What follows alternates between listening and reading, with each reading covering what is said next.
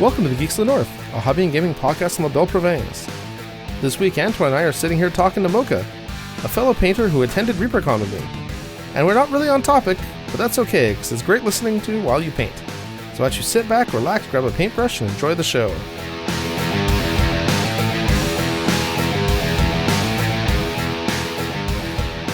Hey everyone, welcome to another episode of Geeks of the North. As always, I'm your host, Paul Filio, here with my co-host, Antoine Bergeron. Hey Antoine, how's it going this week? Oh, pretty good. It's been a little while. Yes. So we're sucking at the schedule thing. Yes, we do. Yeah. I think we say that every episode too, so we should probably come up with some new material. So we've got a two-part episode here. We have an interview that we recorded almost 2 weeks ago now with Mocha, who is a kind of wellish known online painter figure. She hangs out a lot in the Reaper forums. She was on the Models Workshop After Hours podcast. I think she hangs out with Mark Maxine. Is Chibi hang out as well sometimes. She's an all-around good person. So that's a pretty interesting interview. It really wasn't on topic, but it was still fun to listen to. It'd be fun to listen to while you paint. Yes. Or drive. Or go to sleep too. And aside from that, of course, we're also going to have all our hobby goodness, which we're going to start the show with like we always do. That being said, I guess we'll go right into hobby time. So then, you'd think with all this time in between recordings I'd have a lot more hobby done, but I got some stuff.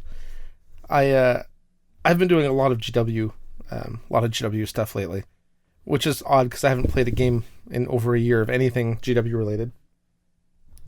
That being the case, I'm still working on my Mechanicum army for that game that someday will happen with Yom. I've assembled 2 Siege Thanatars, and I started painting them. I started assembling a Cerastus Knight Atropos.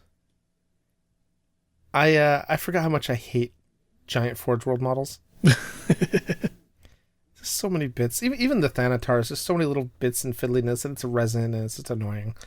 But it's a wicked cool looking model. It's by far my favorite looking knight. So I've started assembling that. And I did the classic mistake where I assembled it, but I didn't have the base really done, so I kind of just made it in like a normal walking looking pose.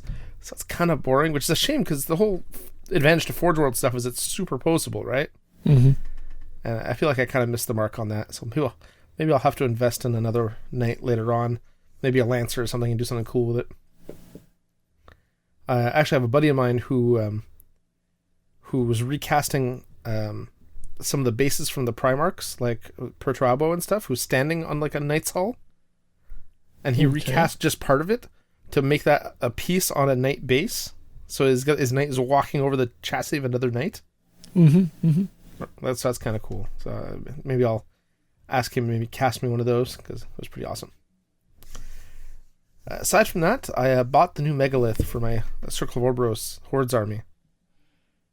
And that's a pretty cool looking model. Talk about an upgrade in sculpt. Oh, yes. Amazing looking compared to the original. And my original one was missing parts out of the box. I never got around to getting the new parts from Privateer Press. And you tend to do that. Haven't you? Have you ordered your missing Siren piece? No. No. No.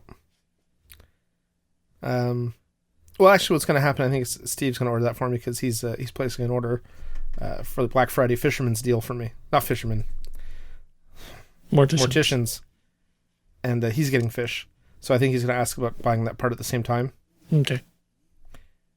And aside from the Megalith, I also picked up a Wold Watcher, a Wold Warden, and a Wold Weird to kind of complete my construct army, because I have a themed Baldur list I've been working on. I mean, it's going to be terrible. It's all constructs and crappy stuff, but that's okay. It'll look cool on the table. And I'll play some other casual-minded gamers. Oh, who knows? In January... Wow. Who knows? In January, they might become good again. That's true, because the constructs are really kind of in a poor place right now. Yeah, most the constructs, most of the goats Oh, yeah. Satyrs. The Satyrs are also in a bad place. Yeah. One of them is kind of okay. And yes, they're a low points cost, and they're cool-looking models, and you want them to be good. Mm-hmm. But it's really hard to justify, you know. Yeah, that's what we heard mostly in Circle when they're mentioned in podcasts and other stuff. It's all the wolves, Gorax, and one of the griffin, and that's it. The rest of the beast go unused. That's a shame.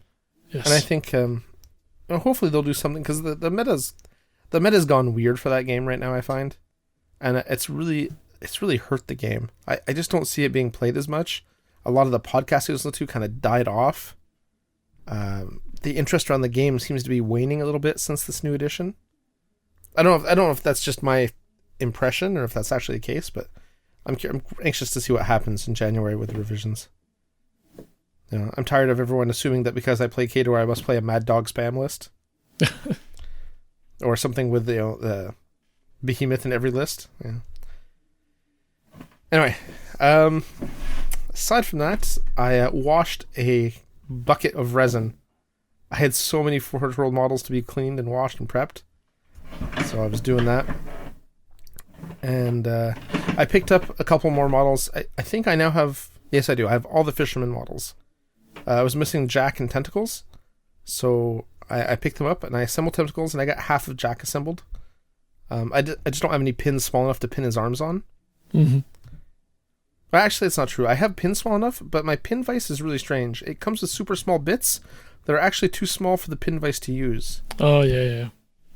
And before anyone thinks I'm retarded, I actually did flip the chuck around to the smaller side to see, and even that's too big. Even with the pin vise at its tightest, the drill bit just falls right through. Yeah, Yom and I switch pin vise once in a while because we have the same model, but for some unknown reason, one of the two head is smaller than the other. Yeah, I don't get what happened. Mine can go to tiny pin head, but Yom's one doesn't. So once in a while we exchange so he can do all his small stuff at once. Yeah, I had a really, really good GW pin vise from years ago, and that disappeared, so I picked up... I think this is an Army Painter one or something. It's either Army Painter or Excel, but I think it's Army Painter. And yeah, I'm just afraid to grab another one and have the same problem. Yeah. You know, it's not the price for the $10 or $12. I just grab another one. It's just not being sure if it's going to do the job. Issue, right? Yeah. Yeah. Maybe I'll buy a GW one for $40 or whatever they go for. Ouch. And last but not least for my hobby, I worked some on Corsair. That is a really nice model. Corsair for the Fisherman, for Guild Ball. He's just such a... I love working on their stuff. It's got just the right amount of detail. It's in my mind, it's a little more enjoyable than Privateer Press. Not because the sculpts are better, but just because the details are focused a bit differently. Yes. There's not 8 million little pouches and stuff on them. Yeah, totally agree. And I love the kind of attitude the models convey. Like Corsair, just you look at him and you can tell he's a don't mess with me, badass mofo. it's just what he gives off as a model. Jack is kind of arrogant and looks kind of the same way, and Shark is Lord of the Dance, but what can you do? Nothing's perfect.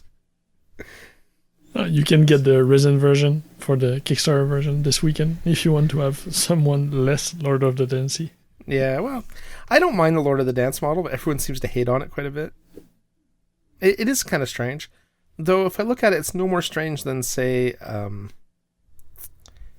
what is his name? Grayscale's pose. Grayscale's pose is also weird. He's kind of looks like he's half rowing a boat. Mm-hmm. Yeah. That's really strange. Anyway, so, yeah, I've been working on those models and enjoying that. Now, for games played, I did manage to get some games done this time. Conveniently enough, because we were delayed recording, it gave me time to play some games last weekend. So I went over to Steve's, and I played a couple games of Guild Ball. The first one is in the afternoon against Steve, and I have to apologize publicly, because I hadn't played in forever, and I'd forgotten most of the rules. So I think he was timing it. Like, we were doing time turns, but I didn't really have to. It was just for him to keep in practice, not for me to actually keep track of my time. Which is a good thing, because I timed out in turn 2. Like, it was bad. I couldn't remember how to do anything with the first half of the game. It got better as the game went on, as things kind of came back to me. But I hadn't really touched the game since August.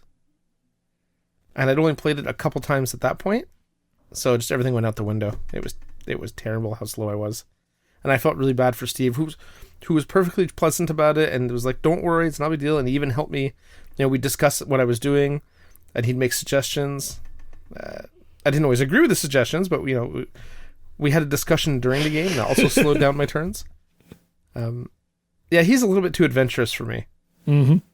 He's all like, oh, you should do this, do that, and you can make the kick. I'm like, but I need, like, 5s on 3 dice. That doesn't seem like that's very likely. No, it'll be good. It'll be okay. It'll be fine. I'm like, I don't know. But he's very much an aggressive player compared to me. Mm-hmm. Yes, for sure. But somehow I managed to pull out a win. I'm going to basically say it's because Steve helped me a lot. And really, he beat himself. Kind of like that time I beat you, and really, you beat yourself. And then right after that, I played against a less veteran player, my friend Ben Bergeron, and he was playing Butchers. Oh, I should say that Steve was playing Morticians. Not with Obulus, though, with the other captain, because he's a nice guy. But Ben was not playing Butchers, he was playing Brewers. Brewers. Yeah, sorry. Ben usually plays Butchers. That's why I had that in my head. We talked a lot about Butchers, actually, during our game. Yeah, he was playing the Brewers. And I don't have a lot of experience playing Guild Ball, like I said, so I don't know what teams do. And basically, I tried to be aggressive like Steve at one point, and it didn't pay off. Say that. And 2, I was trying to run plays up the side of the field, and he has a character that has like an AoE knockdown, push knockback and knockdown, yeah. Yeah. And he pushed models. He pushed the ball carrier and another model off the board. Yeah. So, that's 2 takeouts right there. That's 4 points, and he scored a goal, and then I can't remember if he scored 1 goal and did 4 takeouts. Yeah, I think so. Yeah, you said he pushed 3 players out at the end of the game. Right, it was 3 players total he pushed out, and he clubbed Jack to death. Yeah. It was kind of brutal. But it was a good learning experience for me, and we had a lot of fun. So, overall, and I'm actually supposed to be playing against him Saturday during the day in the morning. He's coming over to my place. We're going to play another game. I'm going to get a rematch. Mm-hmm. And with only 1 week between games, you should remember part of the rules. Yeah, well, hopefully. Hopefully I'm not quite that senile yet. So, yeah, I'm looking forward to that. It's a fun game. Anyone who hasn't tried Guild Ball, like, I liked the models, but I was really against the game. Because it made me think of Blood Bowl. But it is so not Blood Bowl, you can't even compare. Whereas Blood Bowl is a very slow-paced, kooky board game, Guild Ball is really a miniature game, like a war game with a sport built in. So, lots of fun. How about you, Antoine? What have you been up to? Well, I'll start. I'll start with my games just before, because I was at the same event. I got there in the evening and had a game with Steve while you were playing with Ben. So used my Butcher, the classic lineup, against Steve with his Mortician. Ended up clucking myself out, but still able to close the last points I was missing, and won 12-4, I think. How many points did you score in 1 turn after you'd clocked out? No, that was just before clocking out. I scored 8 points in the same turn. 4 takeouts during Ox legendary play. You scored 4 takeouts? Yep. So you had like no one left on the field? About. Wow. Mm-hmm. That is brutal. Yeah, it was my best legendary use yet. And you were using the classic lineup. So Ox, Boar, Brisket, Boiler, Princess, and Shank. Right. So you weren't using Fillet, nope, or Filet, whatever, Cheese Factory. Yeah. Nope. I was using what I have that's painted. I have 4 models already done and 2 partly there, so I tried to stick to them. I'll use Filet once the Butcher Civil War is done, and once there is paint on her. Yeah. Now that I finally have almost a painted tip after a year, I'm gonna use them. Yeah. It surprises me how much difference there are in the models. Like, the different teams play so differently in that game. Mm-hmm.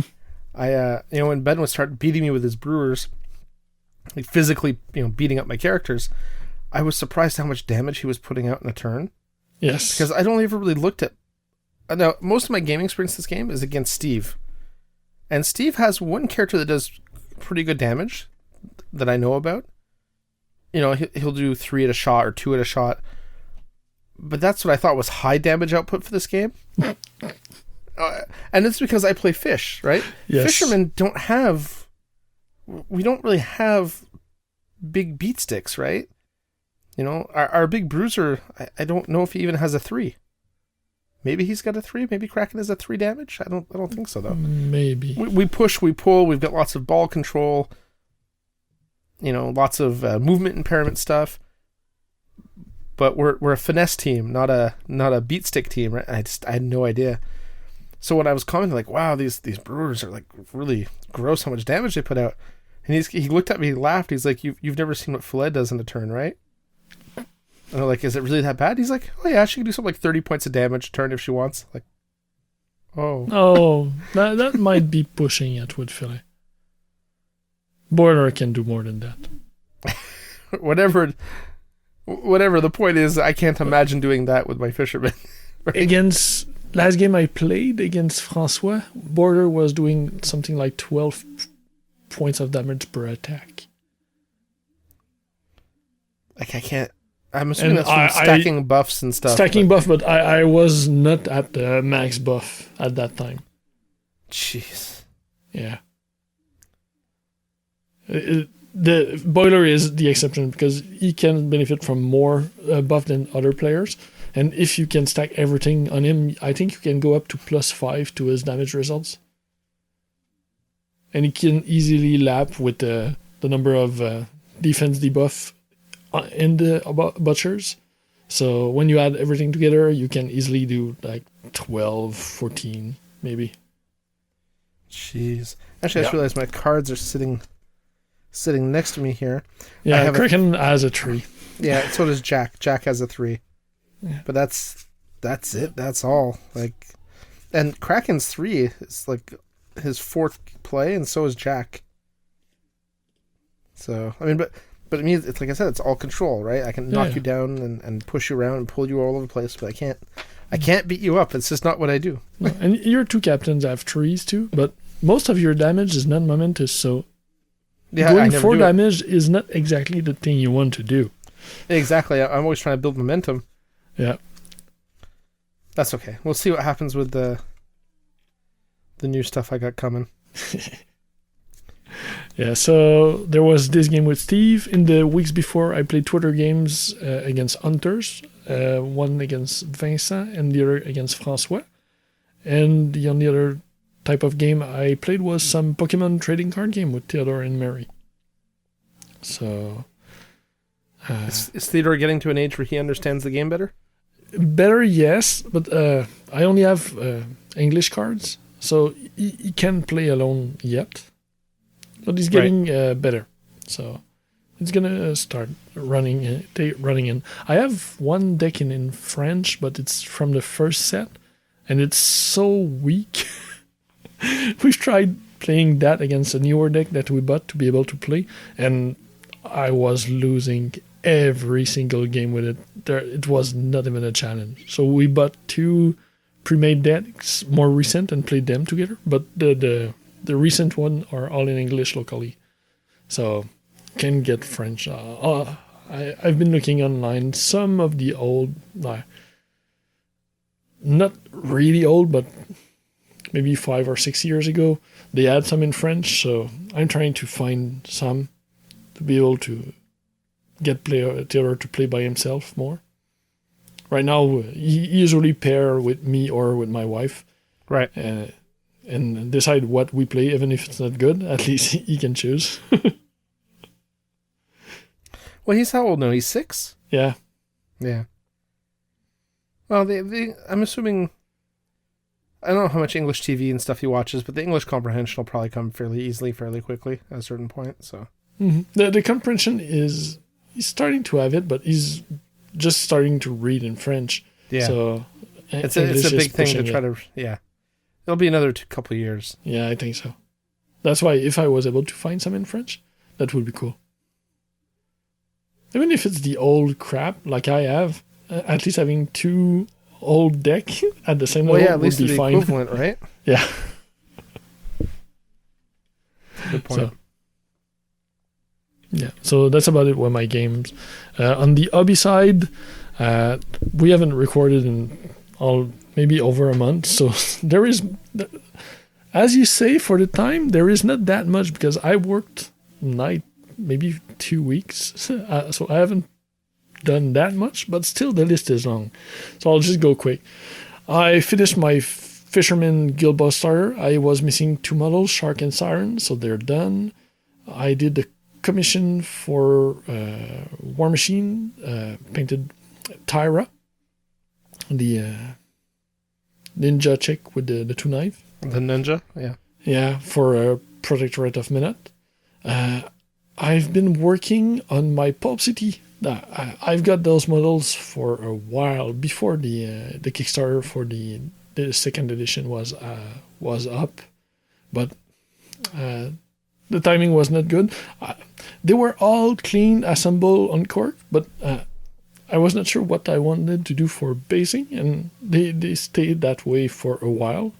And recently we had a mega game plan, and that was the incentive to start working on them. I found what I wanted to do, got you to pick up a texture stamp at Reapercon, and did all my first 4 bases and started painting. So right now I have 2 models done, Guerrilla and Baboon, and I'm working on the Silver Rager and one of the Primates of Power, the small leaders they have. So I'll have a small team. I love the names. The Primates of Power. Yeah, there's 3 small monkeys that represent each of the aspect of the art, the Ape Revolution Committee. So the Primate of Science, Primate of Mystery, and Primate of Force, Nature.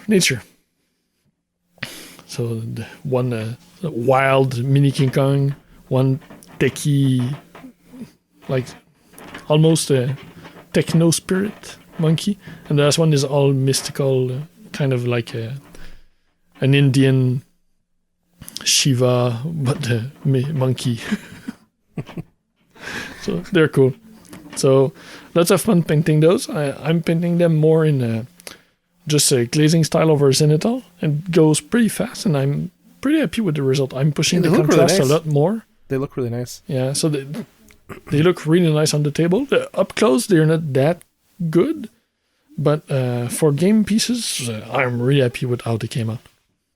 Yeah, it makes me think almost of Matt DiPietro's like sketching. His sketch style. Yeah, a bit.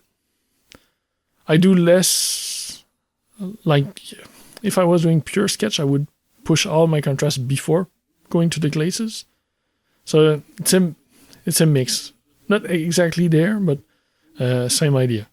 Yeah. Less pushed than he does, though.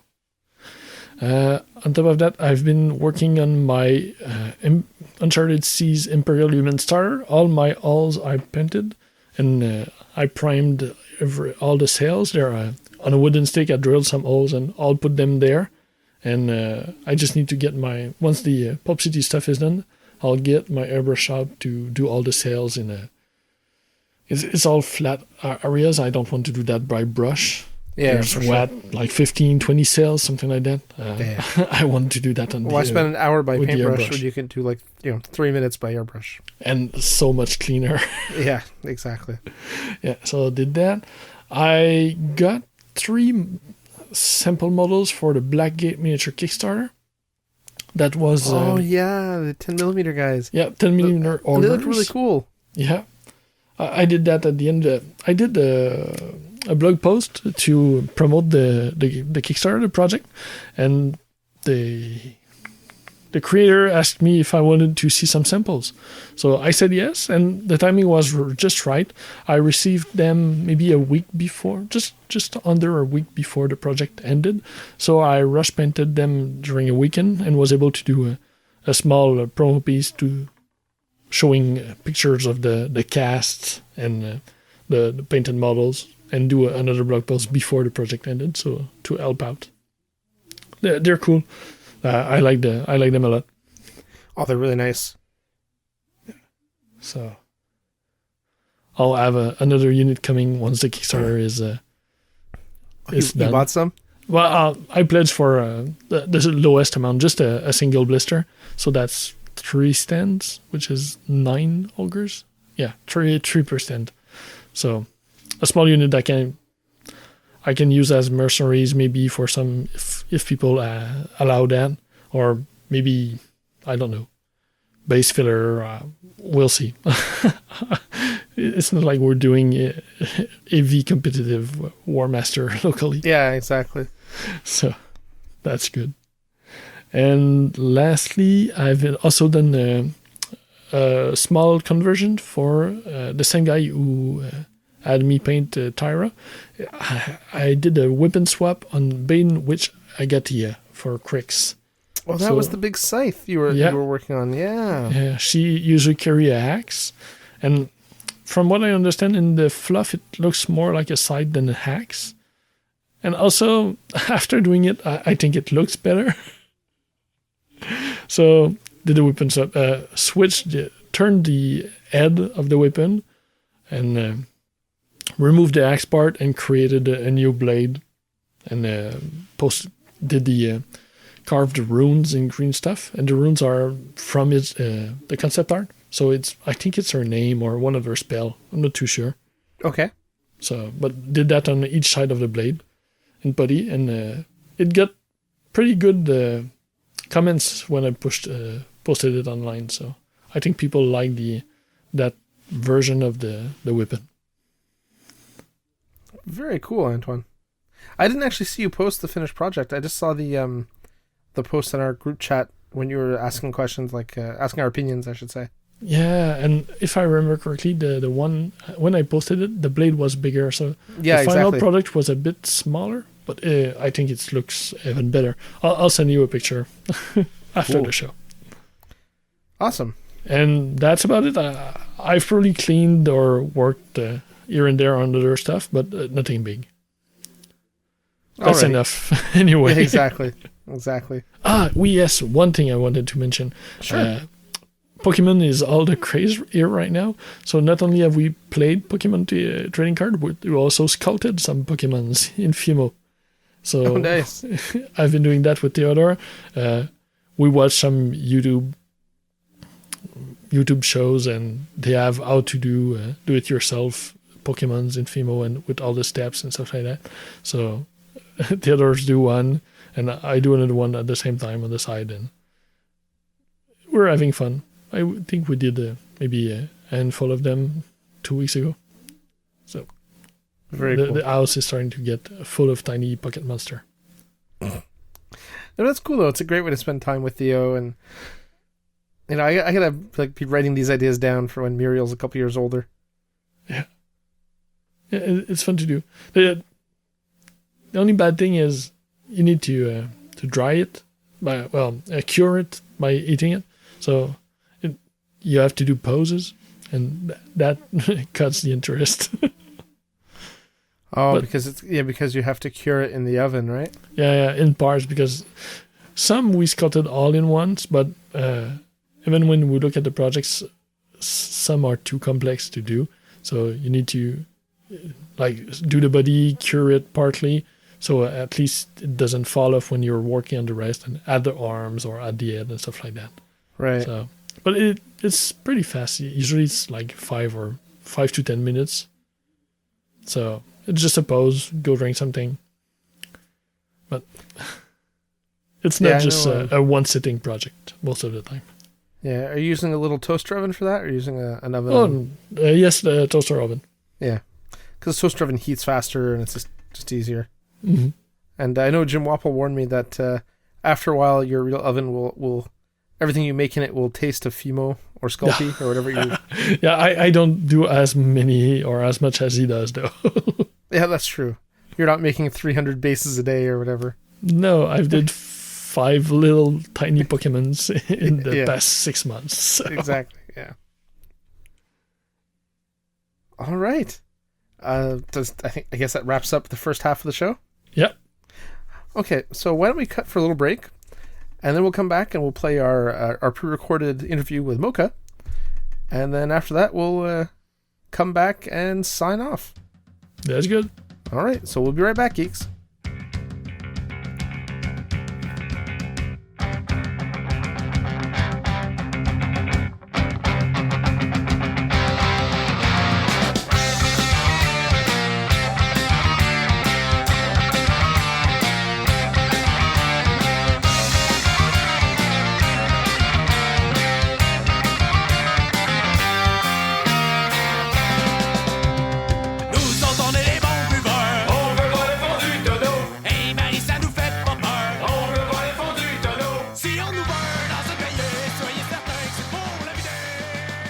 And we're back.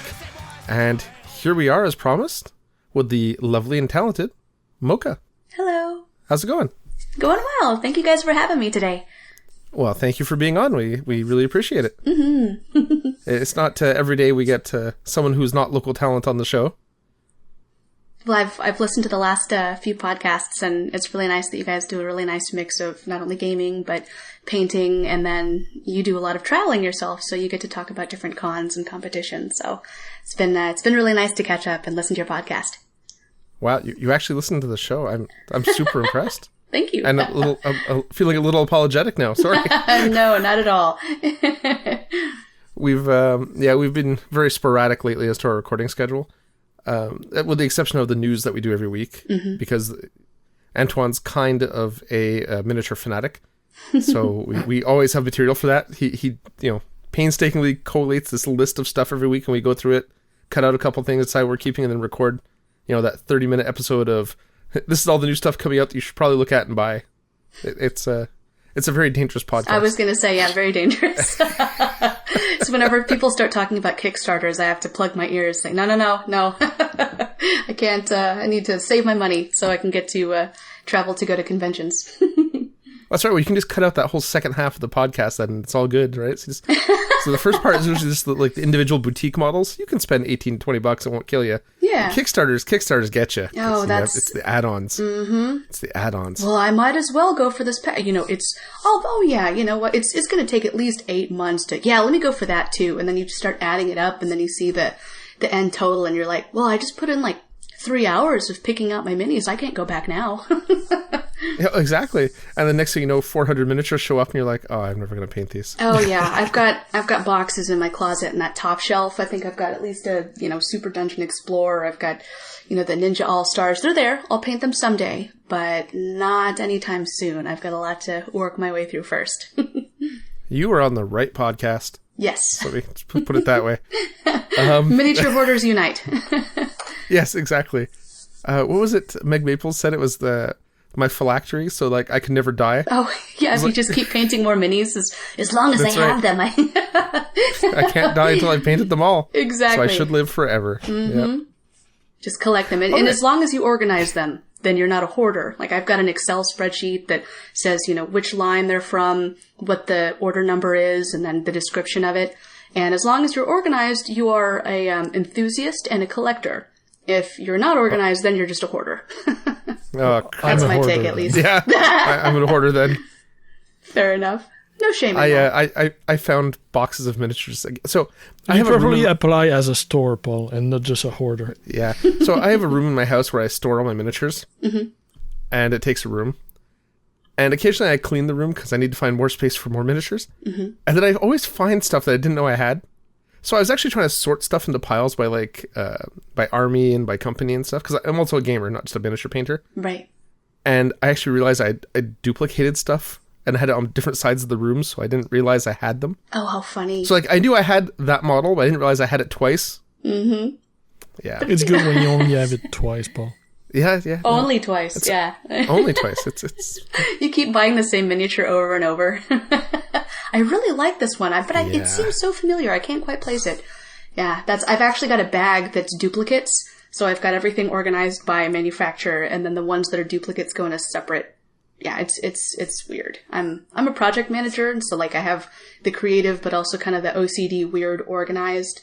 But that one time that you need to find that one mini, then all of a sudden I just open all the bags and I start at square one. Yeah. No, I know it's in here somewhere. I've got to find it quickly. I kind of live in square one. It's yeah. So we actually met for the first time at Reapercon this year. Yes. I'd spoken to you briefly over Facebook before, but you had no idea who I was. So at least now we got to meet each other and exchange hellos and stuff. Yeah. Over a couple drinks next to some woman who ended up doing martial arts at the end of the night and nearly hitting a bunch of people. It was really kind of strange. Yeah. That was Heather. I think her name was Heather. She was very, very sweet. Yes. And yes. I think I got elbowed at some point. I was like, I'm gonna go walk over here. And you know that YouTube video where the little kid walks out and the guy's breakdancing? Like that, I'm the little kid. I always just walk into a very weird situation and somehow end up hurting myself. So that was a rowdy hang. Night. It was fun. That was just such a strange night. There was a few strange nights at Reapercon. We'll get to that in a second. So let's talk about what Reapercon is. Yes. So Reapercon is an event hosted by Reaper Miniatures every year in Texas. It's the hotel's last couple years I've been in has been in Louisville. This year they moved the event actually to an event center as opposed to having it in the hotel, which was a point of contention, I think, with a lot of people. I think a lot of people didn't like that because you couldn't just go down for a little bit and then go back up to your room to sleep off the hangover from the night before. And as it's hosted by a miniature company that isn't really a gaming company, it's really a painting and hobby event. You think that's a fair assessment? I think so. Yeah. There's lots of classes. It's really focused around sculpting and painting. Yeah, I definitely agree with that. Yeah, and generally speaking, at the convention they have a vendor area, and the vendors that come are all boutique vendors, right? They're selling their Scale 75 models, or Bombshell was there, or there's no mainstream mainline vendors there aside from Reaper themselves, right? I don't know what other cons do you go to?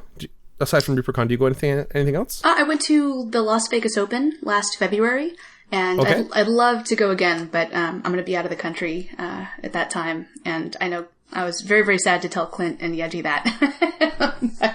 but yeah, I actually stayed with Clint and Yeji and had a great time. It was the only other convention that I've been to besides Reapercon, which I go to every year. It's local, it's very close to me, so I'm able to pack all my travel stuff and paints and things I don't really need and go to the convention.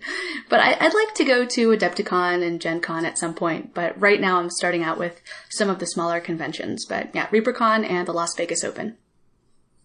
Yeah, Adepticon's a cool show, and so is Gen Con. The thing about Adepticon is, aside from the painting competition,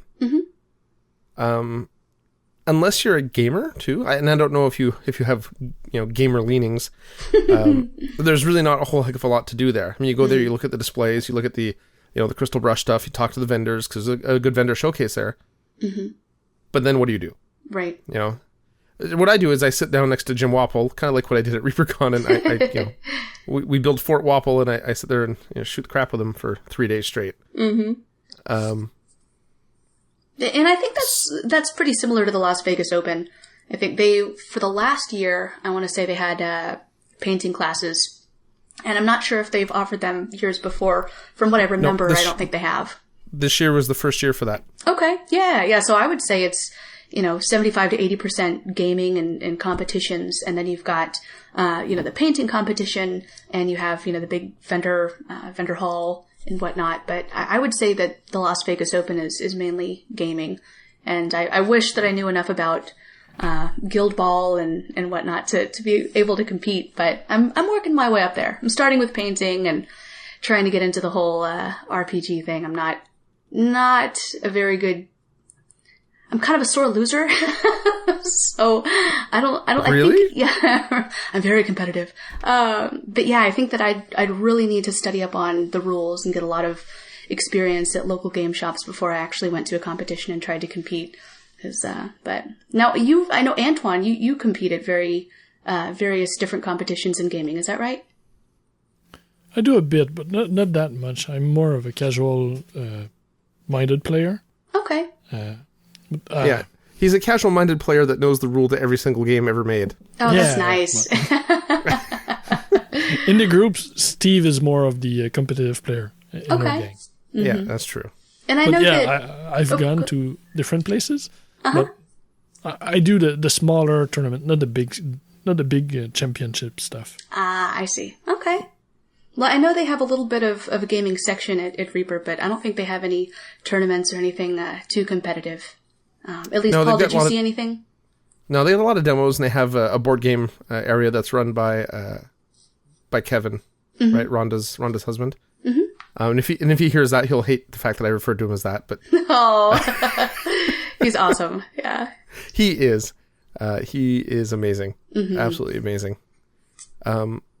So Reapercon definitely has a different feel than like LV or whatever, because it's not a gaming con. It has classes, but the other thing that makes a big difference is the fact that the artists are all exposed. Yes. Right? They're in a good way. That could be misleading. No. Well, just there with the spotlight on them. But yeah, they've got a big sculptor table and a artist table. It's really nice. It's a very approachable environment. I really appreciate that. Yeah, it's nice to be able to go and sit down and talk to someone that you respect or admire, or both, and get them to give you some sort of creative feedback on your model. Yes.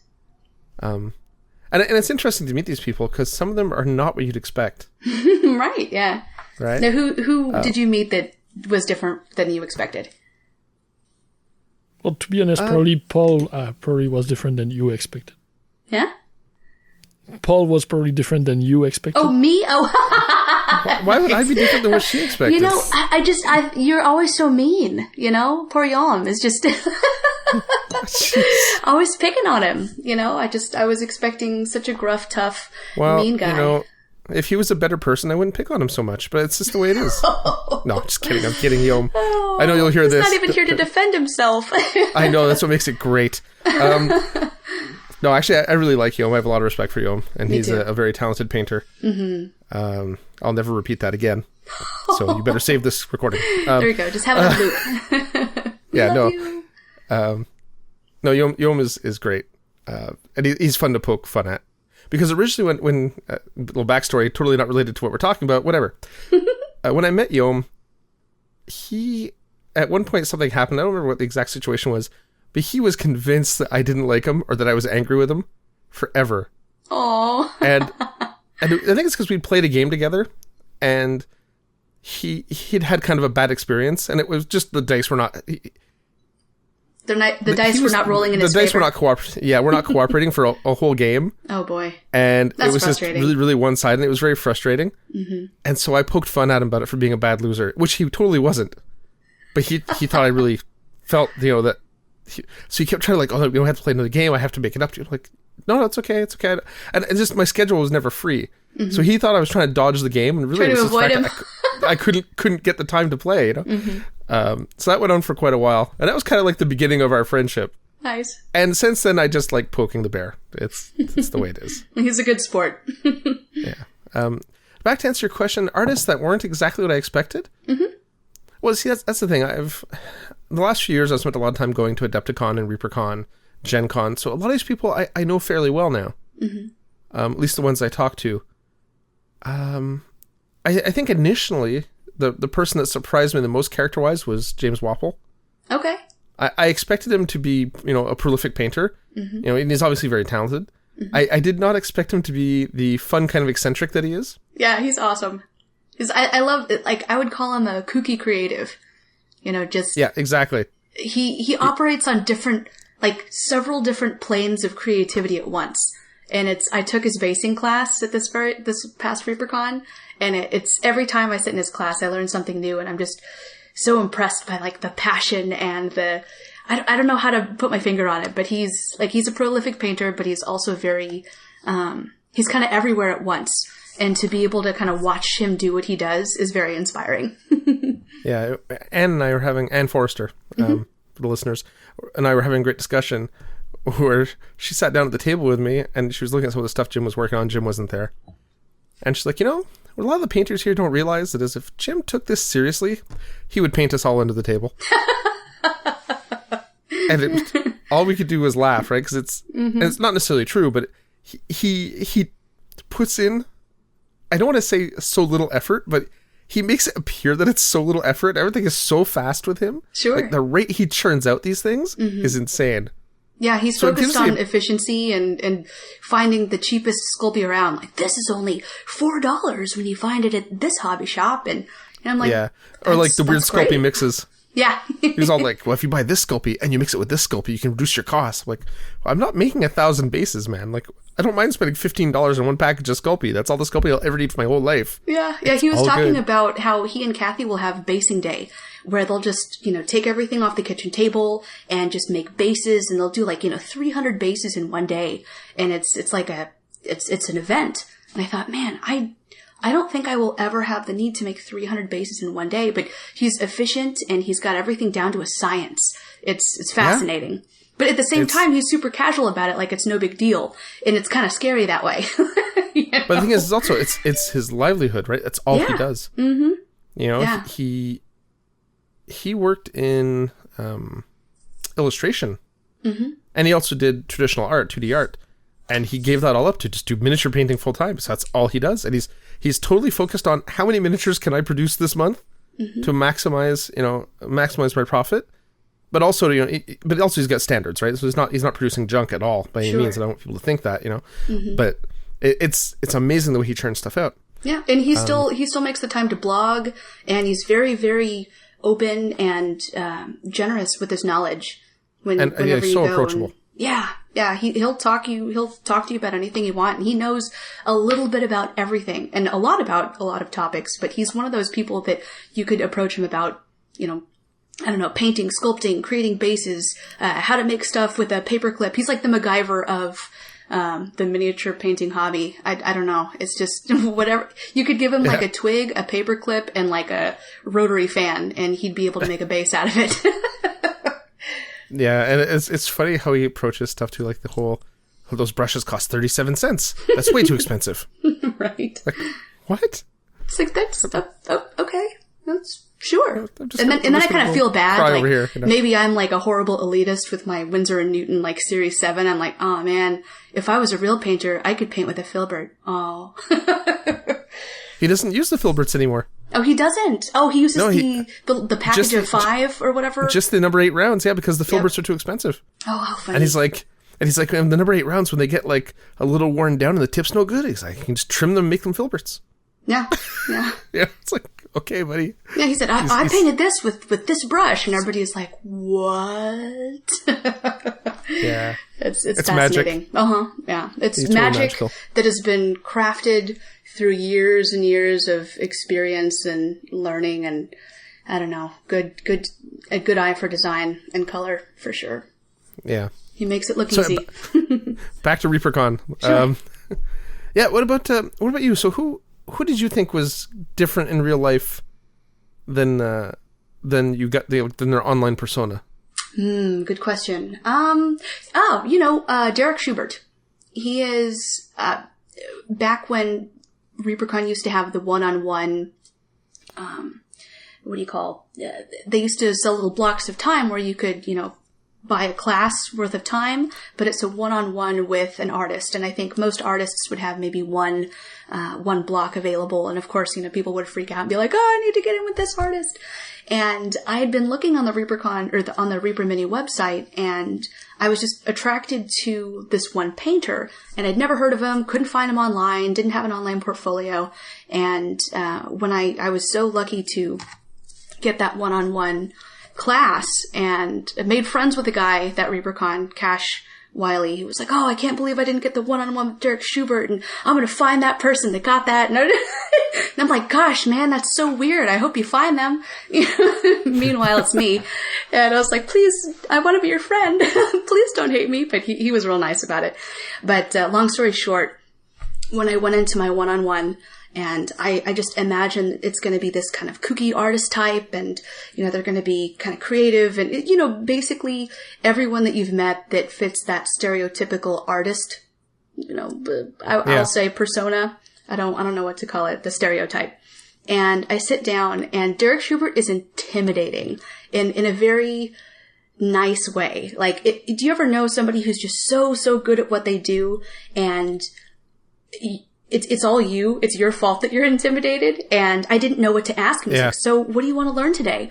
And he's calm. He's cool. He's collected. It's like if you took, and I'm not sure exactly what he does, for a living, but he has an engineer's mind.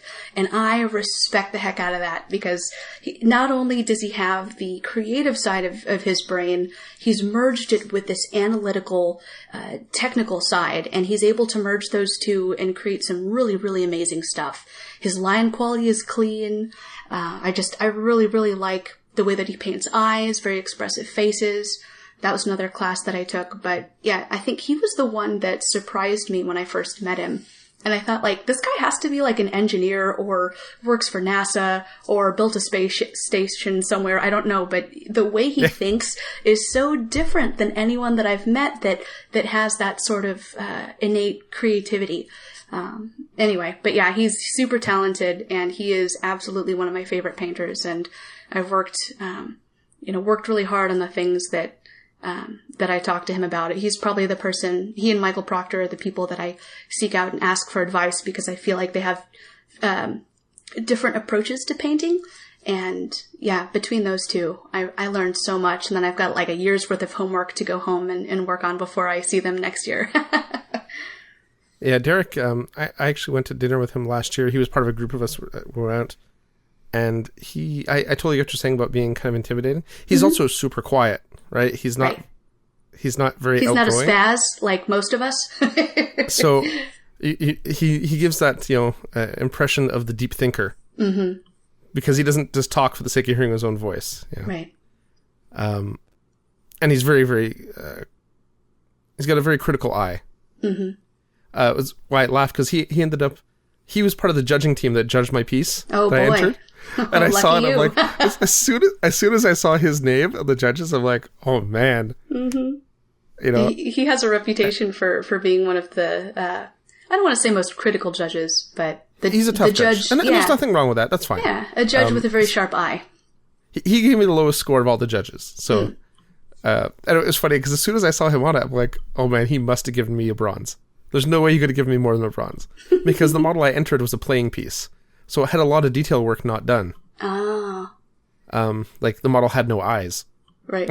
It was all shaded and dark and stuff. It was at least shaded. He had like the monobrow, right? So it's just, he had dark eyes, and there wasn't a lot of super contrasty highlighting on it. Like, again, it's a playing piece. Mm-hmm. So I knew as soon as I saw him, I'm like, oh man, he must have given me a bronze, and the other two must have given me a silver, which is why I got a silver. And sure enough, that's exactly what happened. Nice. 'Cause it was Derek, Jen Greenwald, and I can't remember who the third judge was in that team. Okay. Now, were you able to get some good feedback from him? I didn't actually go and ask for feedback, because like I had a laundry list of stuff that was wrong with that model already that I knew about. Ah, okay. Because it was never meant to be a competition piece. The only reason it got entered was because it was in my bag, and Elizabeth Beckley was nagging me to enter something. Oh, good. Well, I'm glad you did.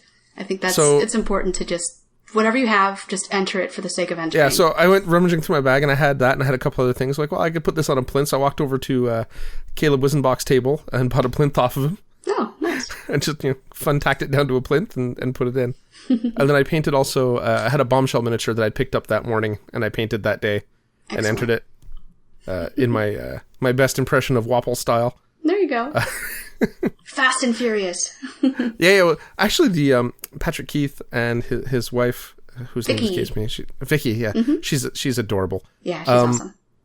So I picked it up that morning, and I said, I'm going to enter this today.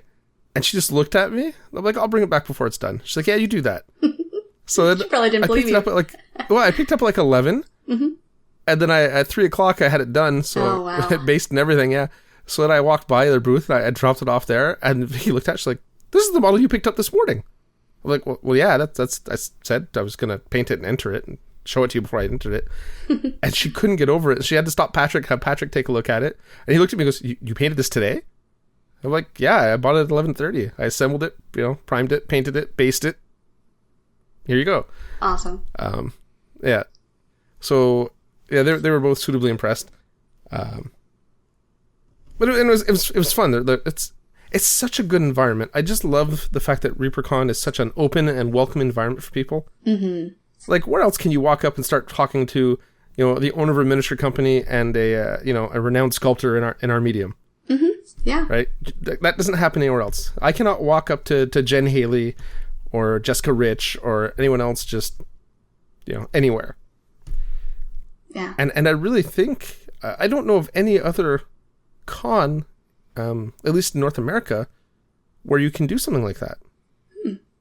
That's neat. Yeah, I haven't been to enough to know how unique it is, but I know I always appreciate it when... And there's always chairs on the other side of the table. Like, they want you to come and talk to them. And most of them have I think all of them have examples of things they've painted. So you can kind of go by and see what they're working on. A lot of them are actually working on a piece at the time. You can ask them for feedback. If they're not teaching a class, that's where they are. They make time to sit at their table and be approachable. And I'm sure that's exhausting because, you're kind of on call all day. But, I appreciate the fact that they're willing to talk to anybody and everybody about stuff. Yeah, it's really awesome that they're there for us. Mm-hmm. Antoine, I hope you go sometime. I know it's a far trek, but it's really fun. We're gonna do a GoFund Antoine to get him to. Oh, there you go. I will donate to that. Well, actually, at the way currency is going, your $1 would probably be about $300 or $400 Canadian by then. No, goodness. Oh, yeah. So maybe we'll just bring Reapercon to you guys. It'll be like, how Disneyland has Disneyland Tokyo or whatever, Just be like Reapercon, the Canadian version. We've been talking about that, so. Yeah? Yeah, we've been trying to get stuff. The problem is it's just so far for everyone. Yeah. Like, if I wanted to bring in, we have a bunch of local artists who, like Mathieu Fontaine, mm-hmm. And Thierry Hussard and Yom and Antoine and Faust, who are all quite excellent miniature painters, and we could do an open format like that with the tables with pieces of work out and people can sit down and talk, and that would be awesome. Mm-hmm. But trying to get people from the States up, it's impossible. The costs are too crazy. Right. And there's just not a big enough community here to make it worthwhile to cover those costs. Well, heck, it's hard enough to get a D&D group of 5 together all at the same place at the same time. I can't imagine trying to do that, in another country. What do you mean? What do you mean you forgot? Dude, we've had this scheduled for 3 weeks. It's been 8 weeks since we played last. What? You said you were free on Tuesday. Yeah, no, I know. And, I organize a bunch of classes every year. I try to do at least bring one artist in. So last year was Elizabeth Beckley. Yeah. The year before that was Meg Maples. I've been working on something with Mr. Justin. And, every time we look at it, it's like, well, how many students do I need to have in this class to be able to afford to pay for your ticket, your income for the weekend, and lodging. Right. And especially now with the exchange rate being, 1.4 or whatever. Oh, rough. It turns into even someone who's well, I'll only charge $100 for the weekend per student. Well, that's still, or $100 per day, that still turns into nearly $300 Canadian. Right. And they haven't, been fed, had a plane ticket or a place to stay yet. Mm-hmm. So yeah, that's like how we feel about if we have to go to the UK or something. It's like we stopped in London, I think on the way to we were going somewhere. It was a couple, maybe a year or two ago. And I remember being like, everything here is so expensive. Now I know what Canadians feel like. Yeah, that's exactly it. And even on books, you go to Barnes & Noble or something, you turn around, it's like, oh, it's $8.95 in the US, great, $11.95 in Canada. Ooh, that's rough. Sorry, guys. What was worse was when for several years our dollar was pretty much at par, and it was still like that. No. so that's we were paying even more. Yeah. We've already printed the books. We can't really go back on it now. Yeah. Exactly. And it's just challenging to try to organize an event on that scale. Like you said, when Reaper does it, they have a big pool of customers, all located in the States, and travel within the States is actually pretty affordable. Mm-hmm. And a lot of people choose to do, caravans and carpool and, show up in a big van with all their mini stuff. So, traveling by car takes a long time, but it's cheaper and you can actually bring more stuff. So I know that's a popular option too. Yeah, but even flights, you can't do that from Canada. People were flying for like $300 or $400 from like New York State to Texas. Yep. Like it's that's not what it cost. It was like $1,000 for me to fly down. Oh my gosh. It's insane. We're glad you did. Well, thank you. I was glad to be there. It's the experience is worth my time. Mm-hmm. But it's getting to the point now where it's getting hard to justify the cost. But that's no fault of Reapercon, because the con itself is actually quite affordable. Mm-hmm. I think weekend passes were $50. Oh, that's nice. And the classes were not very expensive at all. I didn't take any classes this year, but do you remember how much the classes cost? Good question. I want to say they averaged like $20 a class or something like that. Yeah, that's what I thought. It's about that. So I know it's cheaper than Adepticon. Adepticon's more than that for most classes, and Gen Con's definitely more than that. Okay. And the content at Reapercon is probably better. Nice. Yeah. Because they have classes for everything. It's really cool. Gen Con, a lot of the classes are theory only. Okay. So it makes it challenging to, learn something when you're just discussing a theory. Mm. Yeah. Yeah, I know a lot of people, I know Shoshi was in one of my classes, and you have kind of the lecture style class, and you have the hands-on class where you're painting something. And I like the lecture classes because then I can take notes, I can draw figures, I can take pictures, and then I can kind of put it together after the class. And Shoshi and I were laughing because she's the opposite. So she needs to be trying it out and seeing and actually getting the muscle memory, of painting a different technique on the spot with somebody showing her how to do something for it to really click with her. And yeah, that's one thing that's nice is they do some are lecture classes and some are hands-on. And when they give you the descriptions, it usually says, bring notes. This is a lecture type or lecture style class. Yeah. Or, minis will be provided. Bring a paintbrush. This is a hands-on class. Yeah. And I remember, it sometimes surprises people when I go to Gen Con or whatever, and they find out the class is not hands-on for painting. And it's, when I first went to Reapercon, I thought it was quite strange that it was the exact opposite, because what I was expecting was like a Gen Con style class. So last year I went and took some classes. I took a blending class last year with, and I'm trying to remember his name, Ian Marcon? Yes. With Reapercon? Yeah. Yes. Yeah, Ian Marcon. He's such a nice guy. What a great guy. Clean brush. Yeah, he's awesome. Did you meet his wife this year? Yes, I actually had breakfast with his wife. Oh, good. Yeah, no, she's super sweet. Oh, they're awesome. And last year, he'd gotten married, after we'd seen him at the con and taken some classes.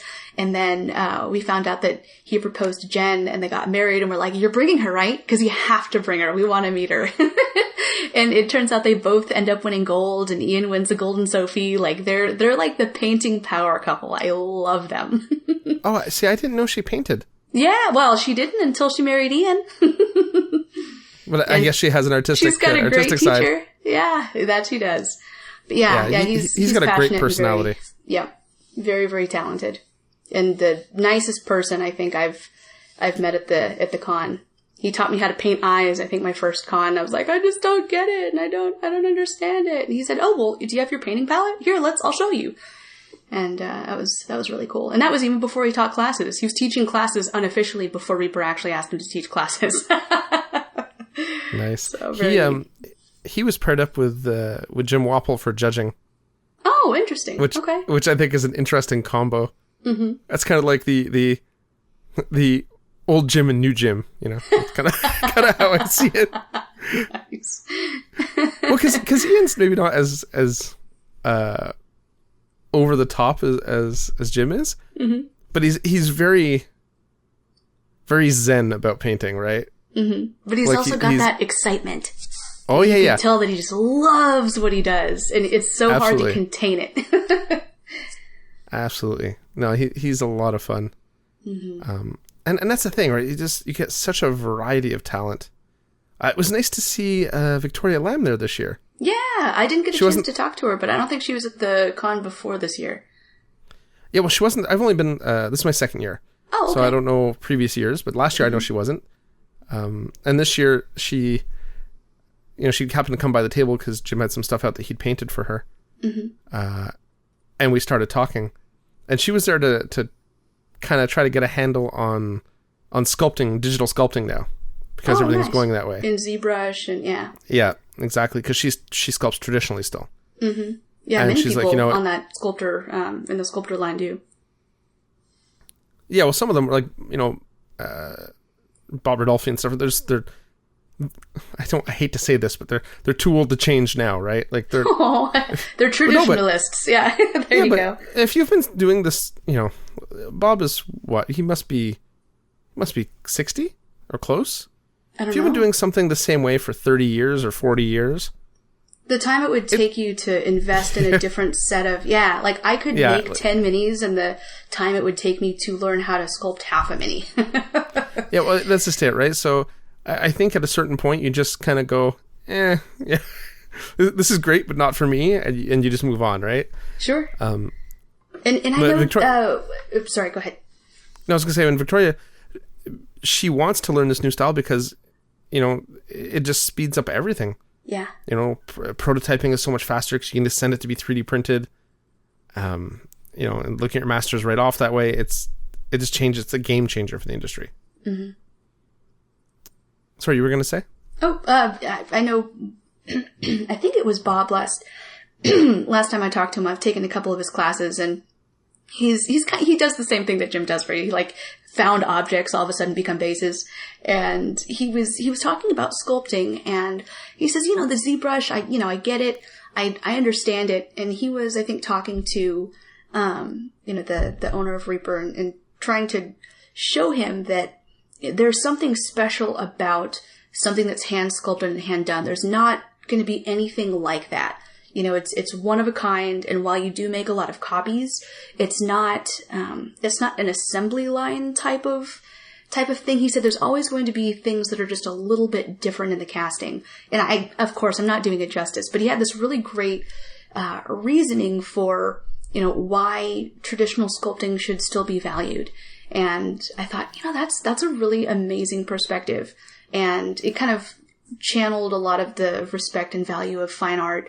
And, while he said, I absolutely understand why ZBrush is making this change, I also know that a lot of us still should keep sculpting traditionally, because there's something to be said for that one piece that you make that's not really going to be, there's a lot of blood, sweat, and tears that's put into it. There's just something different about crafting something in your own hands. And I was like, that's beautiful, Bob. And it's very really true. Neat. Yeah. And I think if you look at models, you can often tell which ones are digitally sculpted versus which ones are traditionally sculpted.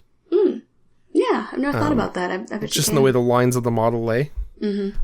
The other thing that I think the older generation of sculptors who are traditionalists, who switch to ZBrush, also have a different sculpting style with ZBrush than those people who are trained purely in a digital format.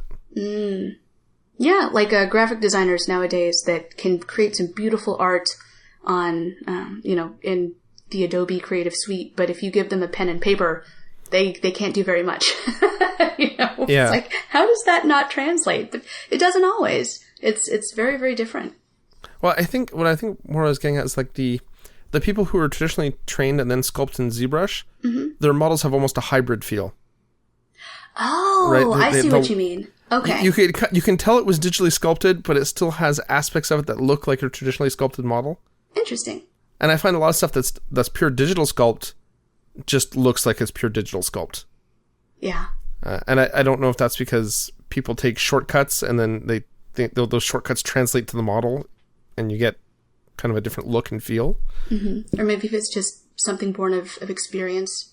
Yeah, absolutely could be. But I'd be interested to know how many people sculpt the majority of their work in ZBrush and then go back to sculpt things traditionally.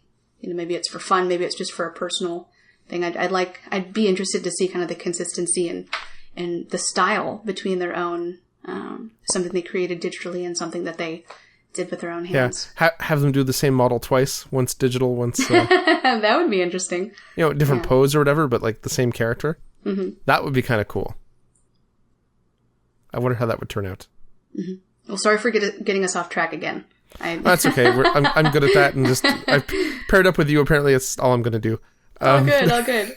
I'm happy. And you know what, Antoine? Just like you guys, guys, focus up. No, it's interesting. So Antoine's problem is that if it's something he's interested in, he won't ever interrupt. He'll just let you run with it. Oh, that's kind and also very scary. Well, it's a podcast. I'm like, what about Antoine? I feel bad. Yeah, that's true. We're not really on a strict schedule, so it doesn't really matter. Awesome. And besides, if I decide it runs way long, I can just edit out half this crap. It's all good. Sounds good to me. Put it in the extended version. Exactly, the extended version.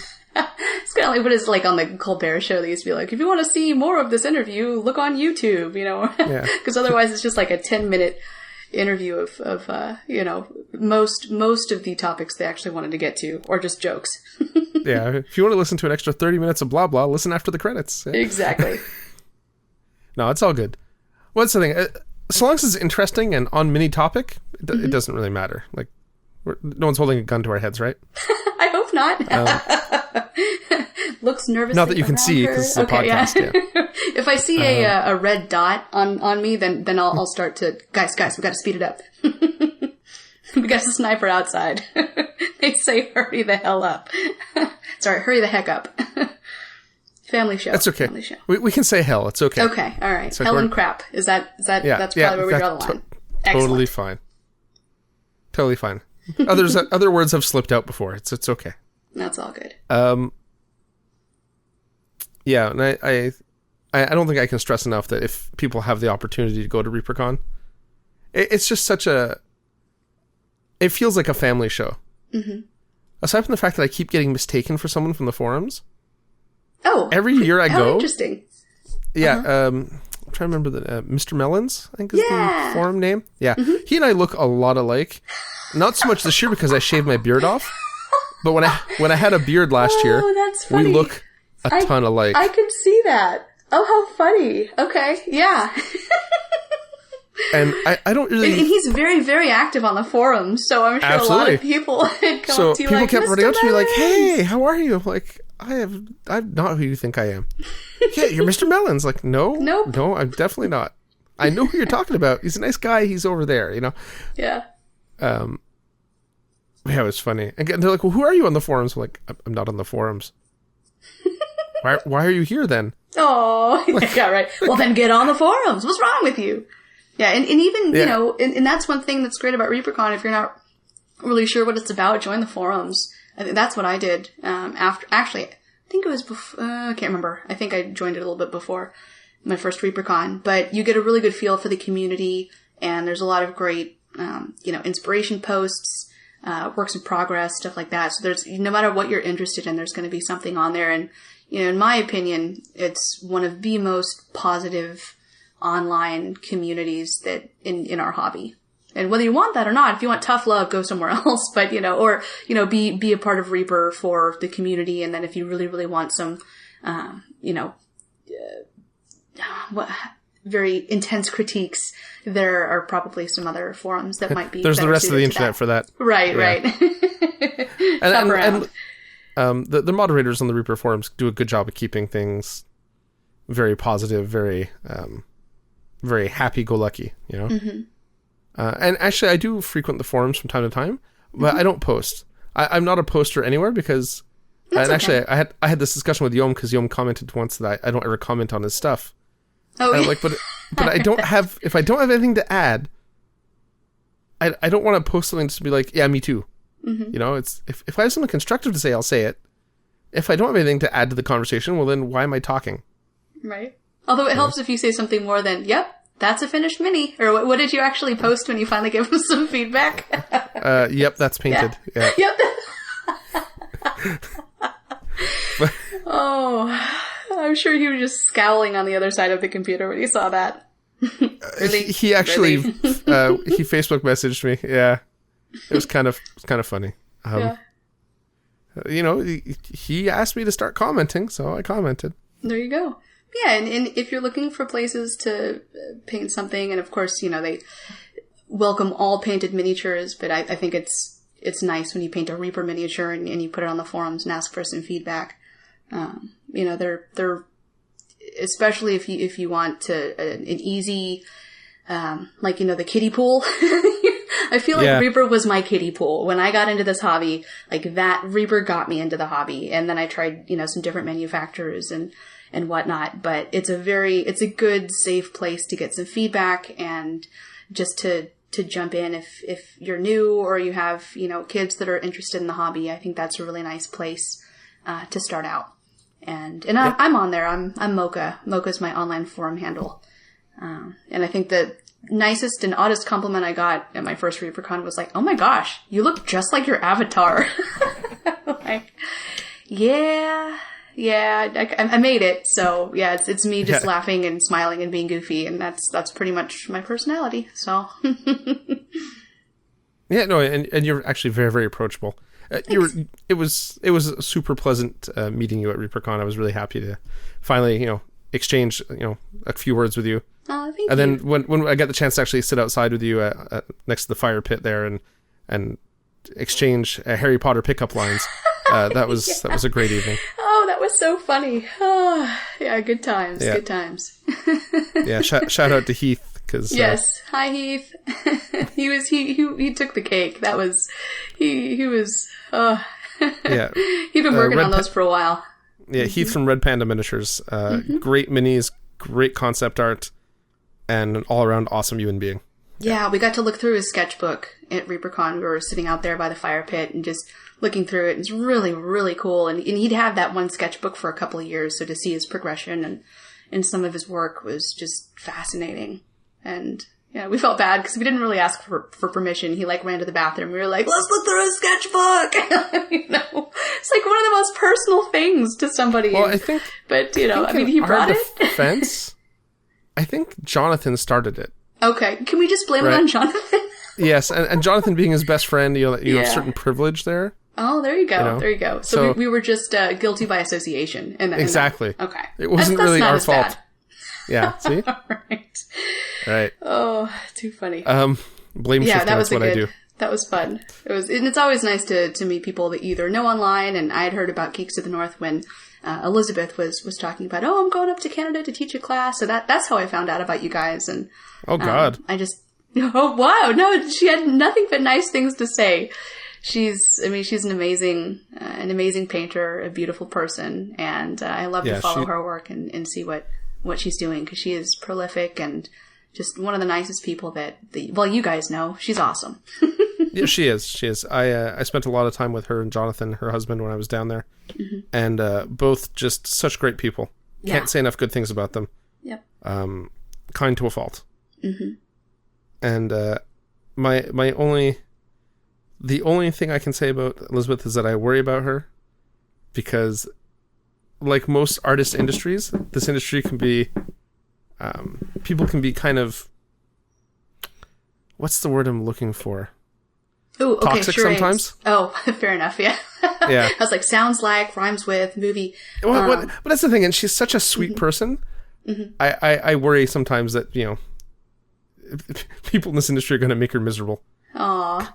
Well, and she's in a really good place though, because I feel like she's found, you know, her area of expertise, and she can go beyond it if she wants to, but I feel that while she has a hard time saying no because she can do everything, she's capable of doing a lot of different things, it seems like she knows kind of where to draw the line as far as protecting not only herself, but,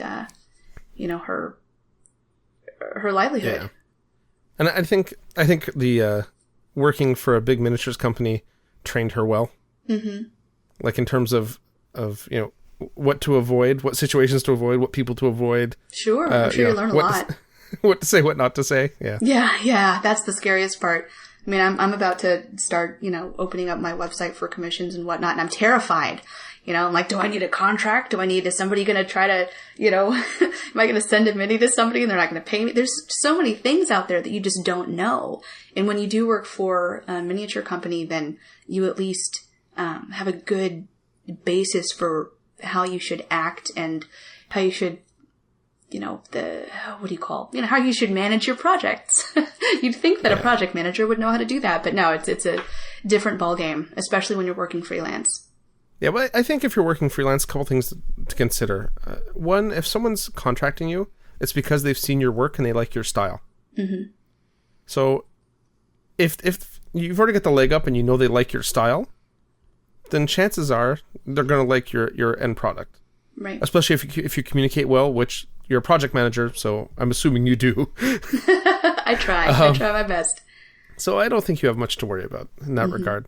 And I think having a strong website with, examples of what you do and, just saying what you're good at. I mean, a lot of people, I'm sure, start out in the freelance industry and, say, hey, I'll paint anything and everything. And it's like, hey, can you do my Warhammer army? And they're like, I've only done single, player characters before, but yeah. And then all of a sudden they're in the situation that might not be playing to their strengths. And that's one thing that, start slowly.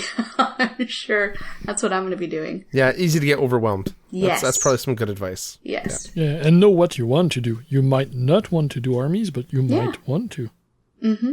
Yep. Like, I actually like doing armies because I'm a very, very fast painter. I paint to a very good level for this amount of time I put into it. Mm-hmm. So painting armies is actually good business for me because it's actually my most profitable miniature painting. Awesome. But some people, it just doesn't work that way, right? Yeah. Oh, yeah, for sure. I hate painting units, or even imagine armies. Yeah. What do you like painting? Single minis. Okay. Yeah, same here. Yeah, I don't think I could do the armies. I think I would get bogged down in the, I just start hyper-focusing on something and then it would be over. Yep. Well, the thing is, if you're doing armies, generally speaking, and depending on what they're being used for, obviously, if it's for display, it's another story. But if the main goal of them is to play with, you have to be able to go, this is where I stop. Right.